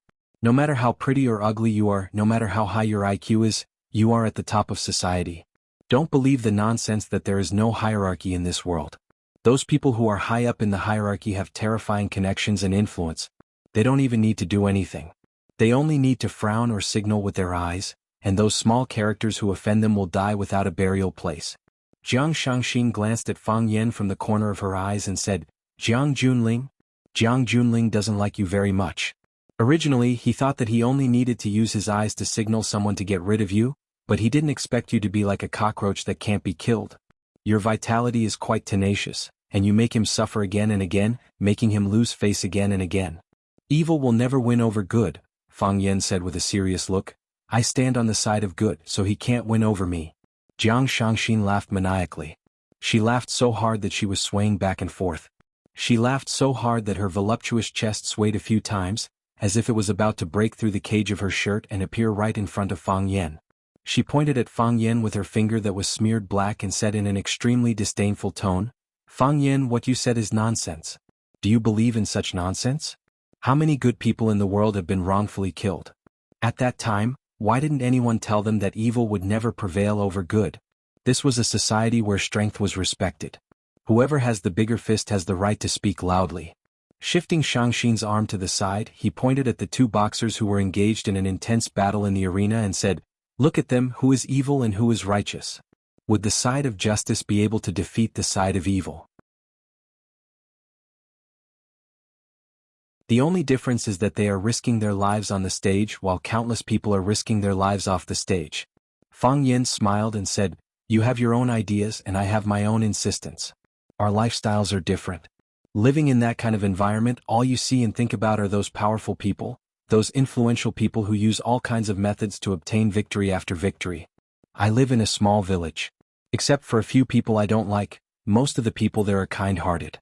They don't hesitate to shed blood for something that seems silly to outsiders. It has been passed down from generation to generation and has lasted for thousands of years. When I was young, I had always been thinking about how such a tribe could exist in this world. Until now, I still haven't figured out the answer to this question. Why does such a tribe exist? However, since it already exists, then there should be a reason for it to exist. What's worse is that I'm willing to die for it. I respect and admire those wise sages who have sacrificed themselves and those seniors who have sacrificed themselves. I wonder what kind of choice I would make if it were to be my turn one day. I didn't even think for too long before I got the answer in my heart. If it were to be my turn one day, I would make the same choice as them. My ancestors made such a choice, my great-grandfather made such a choice, my father and uncles made such a choice. How can it be broken when it comes to my generation? We have a custom where we come from. Whenever a descendant of a family dies in battle, the whole village will hang up a white banner. It doesn't matter if there were any disputes, quarrels, or who knocked out someone's front teeth or who broke someone's arm. On that day, all grudges will be put down, and the deceased will be the most important. To me, these people are all righteous. They aren't even afraid of death, so why would they be afraid of the temporary dark clouds that cover the sun? Jiang Shangxin didn't expect Fang Yen to say such things to her. After being in a daze for a while, she asked, "The place that you are talking about, is Swallow Dock?" "That's right." Fang Yen nodded. "General, get off the horse, Prime Minister. Swallow Dock. If there's a chance, I must go and take a look," Jiang Shangxin said with infinite longing. "Because of you, I know of such a place and its various legends. But I always feel that those legends are too far away and those stories are too old. I feel that everything is exaggerated and made up. So, such a group of people really exists. Remember to park your car at the threshing ground at the entrance of the village." Fang Yin smiled and said, "Other than the cars of our own people in the village, all the cars that go to other places will be parked there." "Oh, remember?" Jiang Shangxin said, "Are you sending me an invitation? If I go to Swallow Dock, you'll entertain me, right?" Fang Yin smiled and asked, "Now, do you believe that evil will never prevail over good?" Jiang Shangxin shook her head and said, "I don't believe it. Just like what you said before, I've seen too many good people being purged and buried. This is a cannibalistic society, and some people will really open their bloody mouths to eat people. Just like you come from such a magical place. Do you have the confidence to defeat Jiang Junling? Even if you defeat Jiang Junling, there's still the powerful Jiang family behind him. Fang Yen, you might not understand, but you're only fighting against Jiang Junling now. To Jiang Junling you're an opponent, but to the Jiang family you're just a piece of stone to sharpen their blades.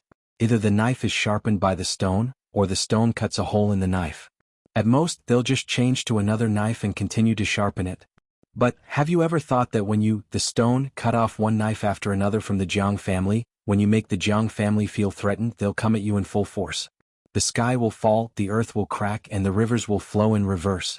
At that time, will you still be able to withstand it? I know that the Jiang family order is the knife of the Jiang family, and I also know that the Jiang family is very powerful and makes people feel helpless."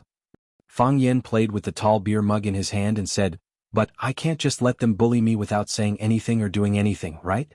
If that's the case, I'll become another good person being purged and buried by the bad guys."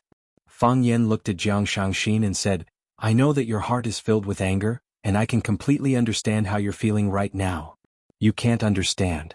Jiang Shangxin sneered. "People who haven't experienced it shouldn't easily say that they can understand others. To a patient with cancer, don't tell him that you're as sad as him.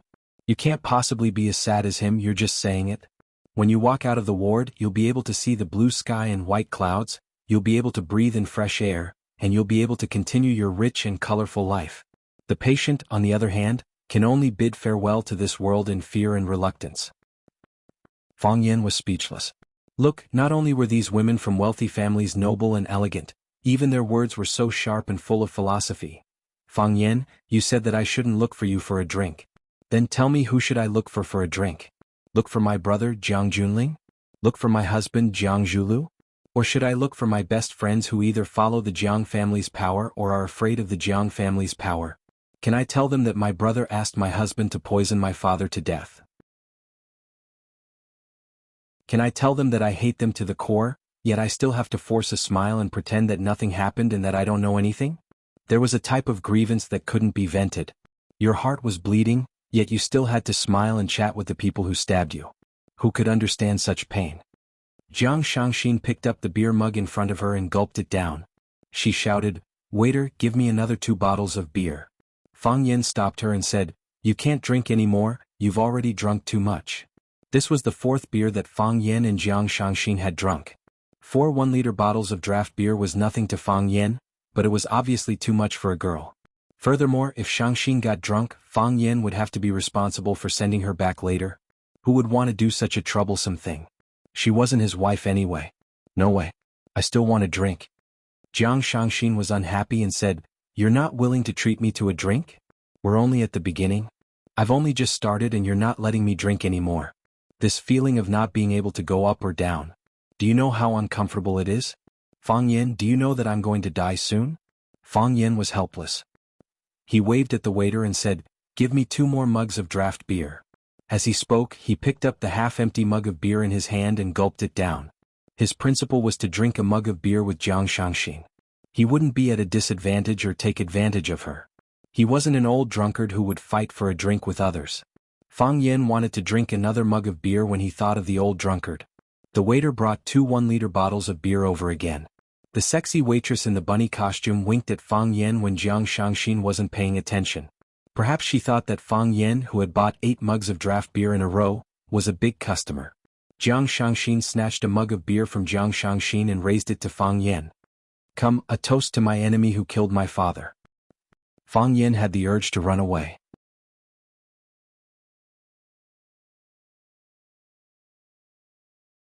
Chapter 544. Waiter, 2 more bottles of beer. Waiter, 2 more bottles of beer. Waiter, 2 more bottles of beer. No, for more bottles of beer. Jiang Shangxin entered a drinking state as if tomorrow was the end of the world. At this moment she was possessed by the old drunkard, Yi Rou, Li Xiaotian, Zhu Zaidan, and even Fang Yan almost possessed her. She drank 2 glasses after another and drank 1 glass after another. She drank more and more alcohol, but the speed at which she drank was getting faster and faster. She really wanted to get drunk. She really wanted to get drunk. After Fang Yan tried to persuade him several times but to no avail, he decided not to stop him anymore. If she drank 1 glass, he would drink 1 glass with her. If she drank 2 glasses, Fang Yan would drink 2 glasses with her. If it really didn't work, he would suffer some losses and send her back when she was drunk. Fang Yan, Jiang Shangxin's body was sprawled on the runway. If it wasn't for the support of the runway, she would have lost her balance. She looked at Fang Yan with her beautiful eyes and said, "Do you think that I'm ridiculous? Do you think that I, Jiang Shangxin, am an idiot? I also think that I'm ridiculous and I know that I'm an idiot. But I have to find someone to talk to and drink with. Don't you think it's weird? When Jiang Zhulu slapped me, I wasn't angry. I wasn't angry at all. I thought it was natural. I thought he should do something like that. At that time he pressed me down on the sofa. I thought of you. I thought I must find a chance to drink with you. Why did I look for you?" Jiang Shangxin reached out to play with her long hair so that it wouldn't block her vision. This action was very charming and was full of the temptation of a mature woman. "I don't know either. I thought of everyone around me, but you were the only one I could think of drinking with. At least you wouldn't betray me. At least when I scolded Jiang Junling and Jiang Zhulu, you wouldn't turn around and repeat every single word I said to them. Isn't it very funny? I, Jiang Shangxin, have lived for so long, yet I can only trust my enemy." "We are not enemies," Fang Yan said. "Yes, we're not enemies. We're victims. You are a victim and so am I." As Jiang Shangxin spoke, she reached out to hug Fang Yan's neck. Fang Yan's body leaned back slightly, and her body fell forward. Fang Yan hurriedly pushed forward and hugged her. She threw Shangxin into Fang Yan's arms and lifted her pretty face to look at Fang Yan. Why did you hide? Do you think I'm wrong? Or do you think I'm a shameless woman? I didn't mean that. I just thought. Just as Fang Yan was thinking of a reason to explain himself, Jiang Shangxin had already pushed him away and was staggering toward the arena in the middle of the bar. In the arena, two men were fighting fiercely. They were wearing white wrestling pants and had a red and black belt on their waists. The man with the red belt was tall and strong, and his punches were fierce.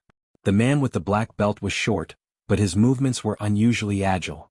Both of them used their own unique moves and unique skills. Every time their fists collided with flesh, the spectators would erupt into cheers like a tsunami. Fang Yan couldn't understand why these people were so obsessed with this game. It was still so early, but there were already so many spectators gathered here. What Fang Yan didn't know was that this underground boxing arena opened for business in the afternoon. Some bars arranged fights for their customers, but most of them were underground boxing experts who wanted to earn a high prize. There were also some dojos or martial arts groups that specially selected their own seated fighters and sent them over. Not only was it for training, but it was also to earn a considerable amount of prize money after winning every match. For many martial artists who loved martial arts, their lives were quite poor. With Fang Yan's vision, he knew that the final winner would definitely be the man with the red belt. This fighter's punches were steady, and he knew when to advance and retreat. Although most of his attacks were dodged by his opponent, he was like a gorilla being played by a cunning monkey. However, when did you ever see a monkey beat a gorilla? The skinny player with the black belt was the monkey. He jumped up and down, rushing left and right. It seemed that he had the upper hand and the gorilla was completely subdued. However, he had a fatal problem.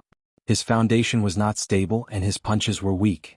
Although there was a saying that speed was the only thing that could not be broken in the world of martial arts, if your speed was not fast enough to pull away from others, then in the end, it still depended on the ingenuity of your strength.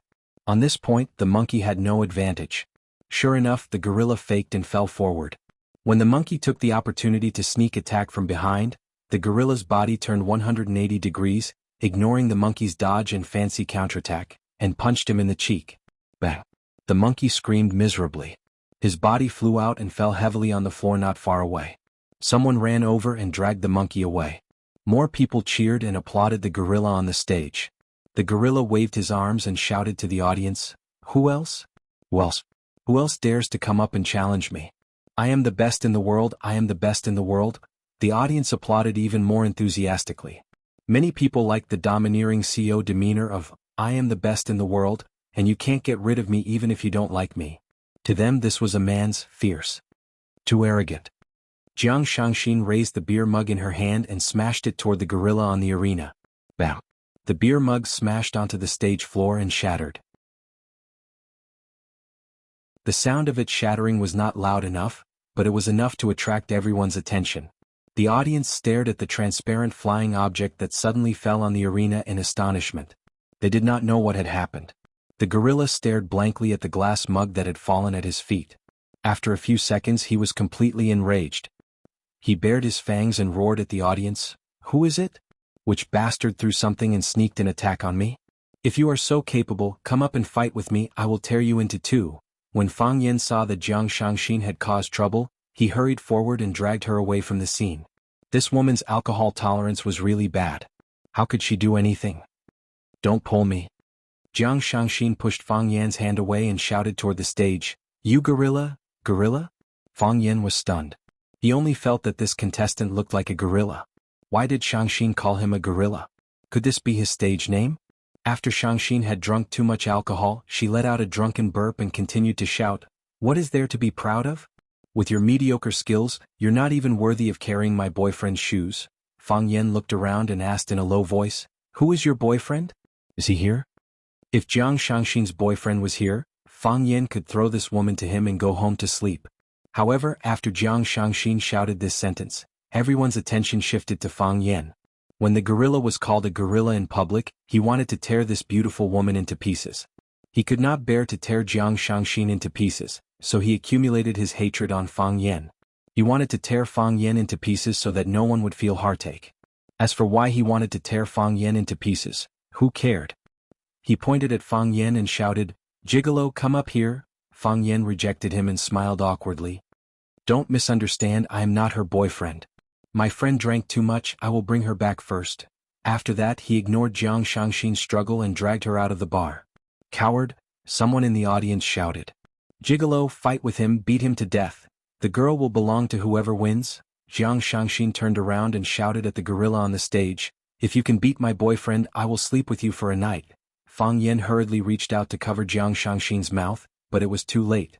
"I will sleep with you for a night." This sentence was not very tempting when it came from the mouth of Fang Yingying and Fang Haohan.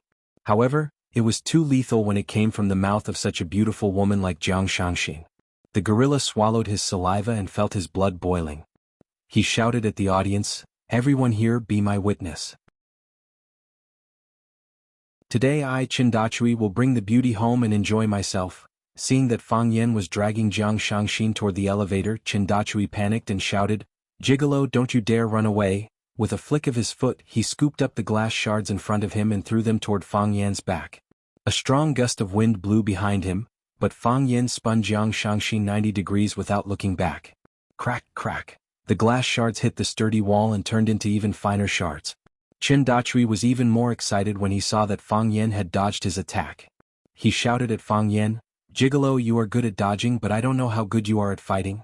Come, let Grandpa give you a few punches. If you can beat me, you can take the woman and the prize. If you lose, I'm afraid that your life will be over." Those who were watching the show shouted at the gorilla, "Beat him to death, beat him to death."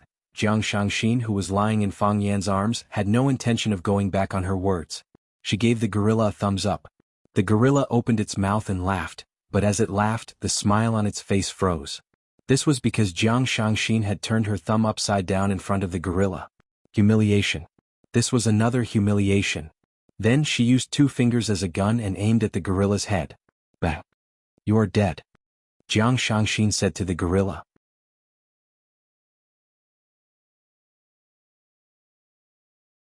Chapter 545.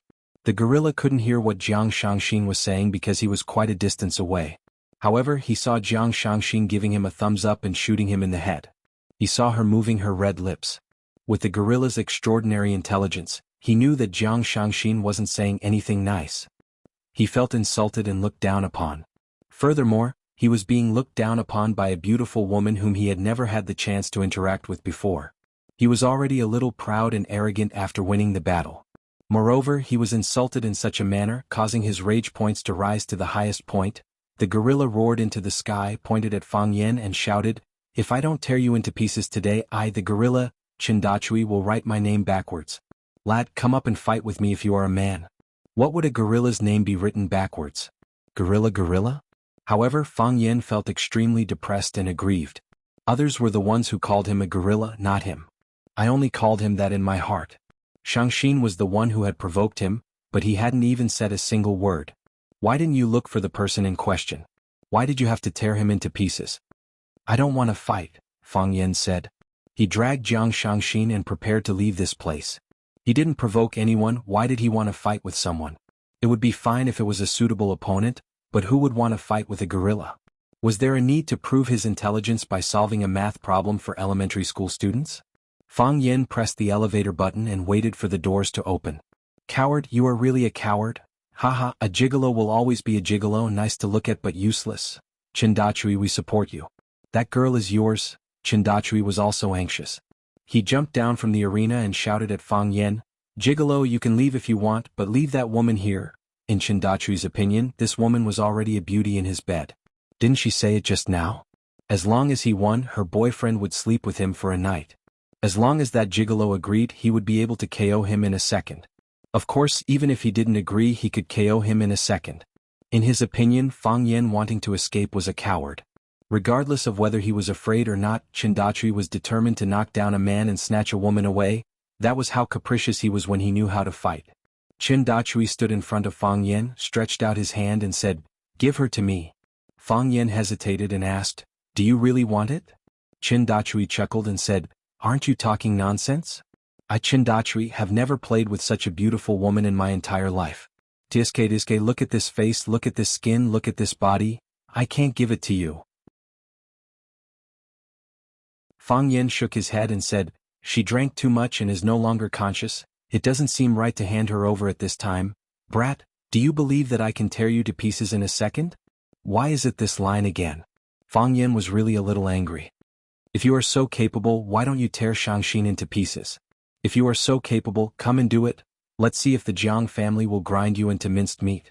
Let's see if Jiang Zhulu will make your entire family die without a burial place. You only pick on the weak and bully the honest. You really have no morals at all. Bastard. What are you talking about?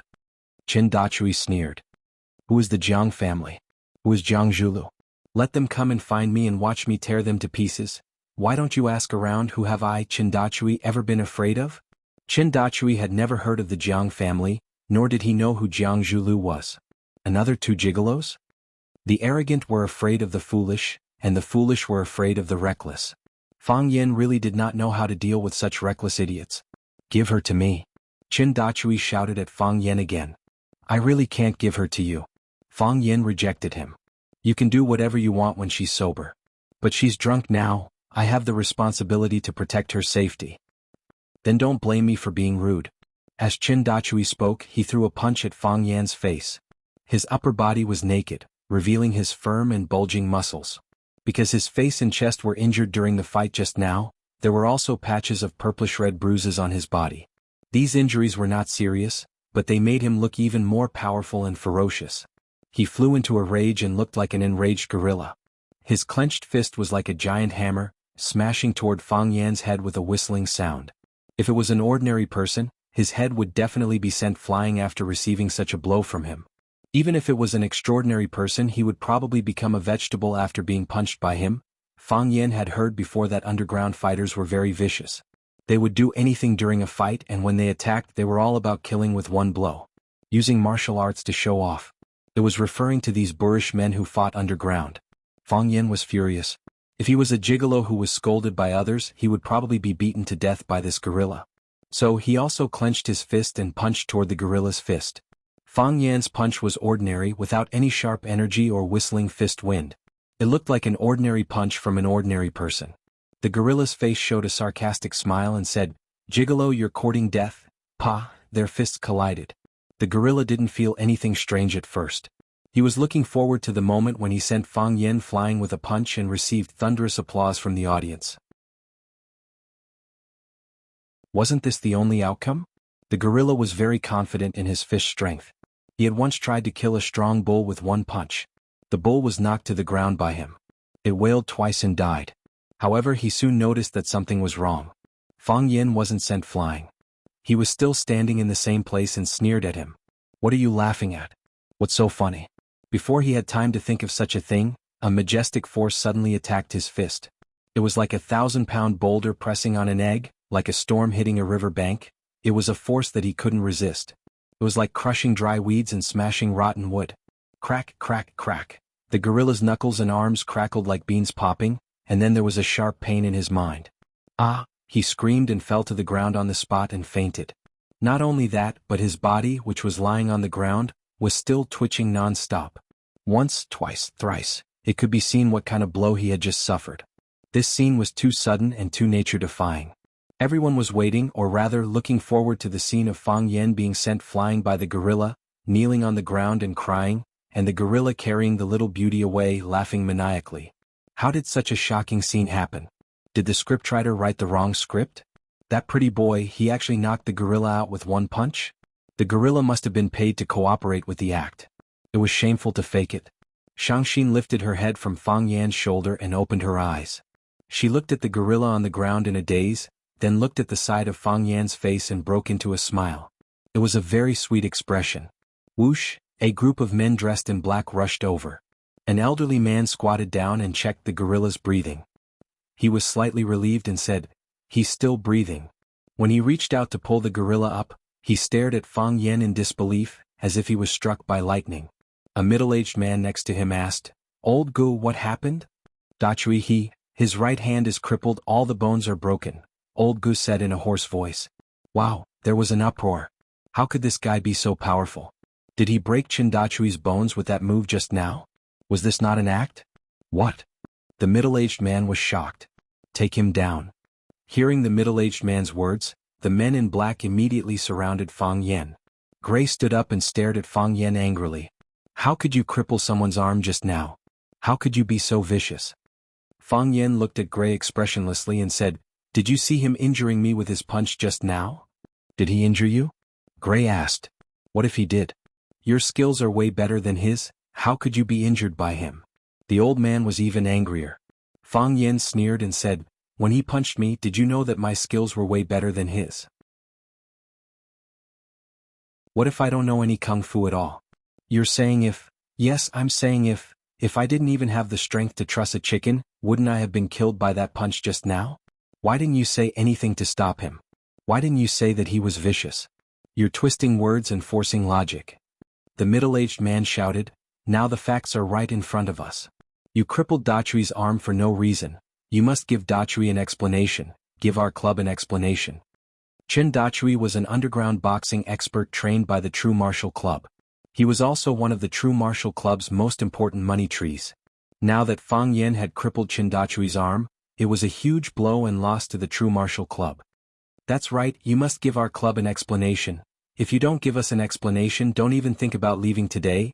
Brothers F***ck this guy, let's spar with this little bastard." The True Martial Club's experts surrounding Fang Yen all shouted, ready to use their advantage in numbers to take down Fang Yen. How strong can a man who's holding a woman be? Although Chen Dachui was defeated by this kid, that was because that idiot underestimated him.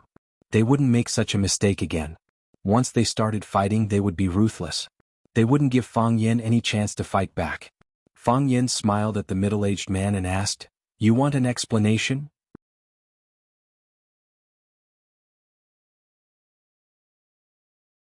Chapter 546. "That's right, you have to give us an explanation. There's no difference between breaking someone's arm and chopping off their head. You have ruined Dachui's life. If we let you go like this, the martial arts club will not be able to establish itself in the underworld." The middle-aged man said fiercely. Life was like a box of chocolates, no one knew which one would grow worms. In one's life, one would meet all sorts of strange people. Some people would share the same attribute as you and become your friend, but most people would become strangers who brushed shoulders with you. Some people would make you laugh and cry, while some people would make you want to beat them up and scream. This was too much of a bully. Jiang Shangxin was the instigator of this incident. If the gorilla really felt insulted, it would be natural for him to jump down and beat Jiang Shangxin up. Of course, from Fang Yan's point of view, he had the responsibility to protect Jiang Shangxin. At the very least, he couldn't let Jiang Shangxin get seriously injured. This was also the reason why Fang Yen was indifferent and refused to go on stage even though the gorilla had repeatedly provoked him and even called him a gigolo. Fang Yen knew that he was in the wrong, and since he was in the wrong, he had to accept the other party's retaliation. Why was it that you could throw bottles at others, but others couldn't call you a gigolo and tear you apart? Fang Yen was really angry with the gorilla because he really wanted to tear him apart. When we watch movies, we often hear a familiar line, "Fists and kicks have no eyes." If it's a minor injury, it can lead to a fatal one. Since everyone in the underworld knows that fists and kicks have no eyes, they should be even more cautious. However, the gorilla didn't know what was going on and threw a punch at his head. Based on the strength that Fang Yen felt, that punch was enough to smash his head into pieces. It was like using a hammer to hit a hard-boiled egg. If Fang Yen was just an ordinary person, bullying others by force, injuring others with force, this was a huge taboo in the underworld. Using a killer move at the slightest disagreement. This was indeed the style of underground boxing players, but it wasn't something that Fang Yen could accept. He knew that in the underground boxing ring, people were beaten to death or crippled from time to time. However, he was just a bystander, an ordinary spectator in an underground bar. It was not appropriate for Chen Dachui to deal with him with the methods and moves that he used to deal with underground boxers. Therefore, Fang Yen struck out in anger and directly crippled one of the gorilla's arms. That man was too violent and lethal. He had to give him some punishment. Otherwise, his thoughts would be clouded again. When Chen Dachui repeatedly provoked and insulted Fang Yen, his fellow disciples did not say anything. When he punched out to end Fang Yan's life, his fellow disciples didn't say anything. Now that Fang Yen had defeated someone and destroyed Chen Dachui's arm, they jumped out to say that Fang Yen was vicious and wanted Fang Yen to give them an explanation. Did the experts of the inner river deserve to be bullied by outsiders? "This is bullying," Fang Yen said with a smile. "If I was killed by him, could you give me an explanation? Give my family an explanation? Would the True Martial Arts Guild Hall have a way to stand in the underworld then? You're talking about something that didn't happen at all. You're just making things up. What if Dachui's punch suddenly changed direction? What if it suddenly retracted when it hit your head? I said you wanted to kill me and you didn't kill me. Would the judge sentence you for murder? The middle-aged man said. He pointed at Dachui, who was lying on the ground with a face full of regret. He said, a good seedling was destroyed by you just like that. Even if he's fine, he can't fight anymore. Kid, if you don't give me an explanation, I can't let you. That's right.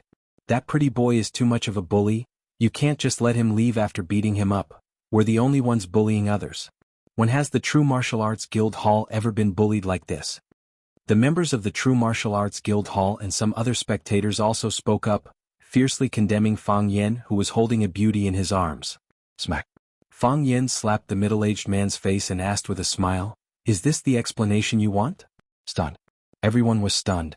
That pretty boy, he dared to hit someone? Did he know who he hit? He had just crippled the arm of the True Martial Arts Guild Hall's trump card, Dachui, and now he hit the head of the True Martial Arts Guild Hall. Was he crazy? Wang Dongshu also thought that Fang Yen was crazy. If he wasn't crazy, how could he dare to slap his face when he was surrounded by the brothers of the True Martial Arts Guild Hall? However, he also felt that something was wrong. What exactly was wrong with him?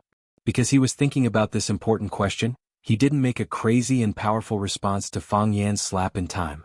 Oh yes, he remembered now. He was also a martial artist, one of the top masters in the True Martial Arts Guild Hall. Other than the old priest, Gulei, he was the face of the True Martial Arts Guild Hall.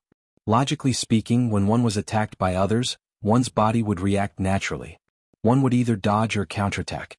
This was the basic quality that a martial artist should have. However, why didn't he react when that pretty boy hit him? He didn't dodge, he took the slap head-on.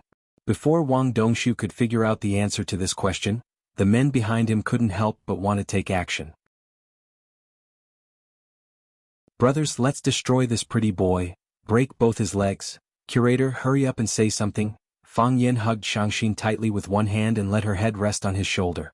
That way he could avoid getting hurt by accident or using her as a weapon if they were to really fight. You want to hit someone because you can't win? Fang Yen said with a wronged expression. Taking turns to fight? Is this the style of the True Martial Arts Club? You can only win because you have more people? If you are so capable, why don't you fight me one by one? Let's fight one-on-one then. Just as the idiot spoke, he was sent flying by Gulei's slap. If you want to die, don't drag everyone down with you. How could someone who could cripple Dachui's arm be easy to deal with? Gulei looked at Fang Yen cautiously and asked, Sir, what's your name? Do you guys want to know what's going on before you hit someone? Fang Yen didn't want to say his name. He was Fang Yen, the security guard of Rosefinch Secondary. After the previous lesson, he didn't want to bring any negative impact to the reputation of Rosefinch Secondary. From the moment you attacked, I knew that you are a martial artist. Every tree has its roots and everyone has their own sect. You have to know your surname, name, and sect. There are too many people who come out to make a living in the underworld, and it's inevitable that there will be incidents like this, Gulei said calmly. He was very interested in Fang Yan's background. He's just a nobody, don't take it to heart. Fang Yan said, I'll fight you one-on-one, but I'll call the police if it's a group fight. His name is Fang Yan, he's a teacher at Rosefinch Secondary, someone shouted from the crowd. Fang Yan didn't expect his fame to be so high.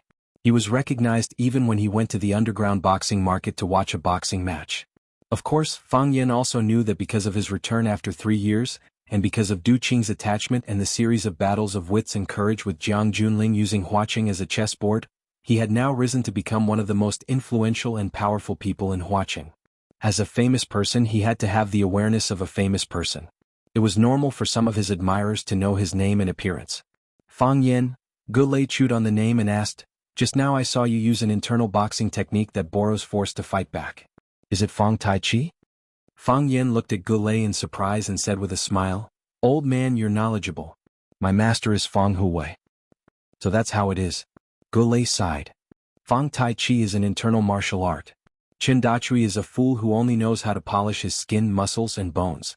How can he be your opponent? Fang Yan smiled and said, let's call it a day, shall we? Gulei shook his head and said, even if this group of kids ganged up on you, I'm afraid they won't be able to keep you. Old Gu, Wang Dongshu was shocked. He knew that Fang Yan was powerful, but he didn't believe that Fang Yan was this powerful. There were more than a dozen people in the Zhenwu Guild Hall. Other than him and Goulet, there were 4 or 5 good fighters. Although the other kids' fists were not strong enough, they could still use some strength. Why was it that in Goulet's words, his own people were so weak? Goulet looked at Wang Dongshu and said, "Curator, if you believe me, let me handle this. If you don't believe me, I'll leave now." "Of course I believe you, old Gu." Wang Dongshu saw that Goulet was angry and quickly said. Gray nodded and turned his gaze back to Fang Yan. He said, "I've met Big Brother Tiger's Might once before. At that time, I was only a junior and didn't even have the chance to fight with Big Brother Tiger's Might. Today, I'm able to meet Big Brother Tiger's Might's descendant."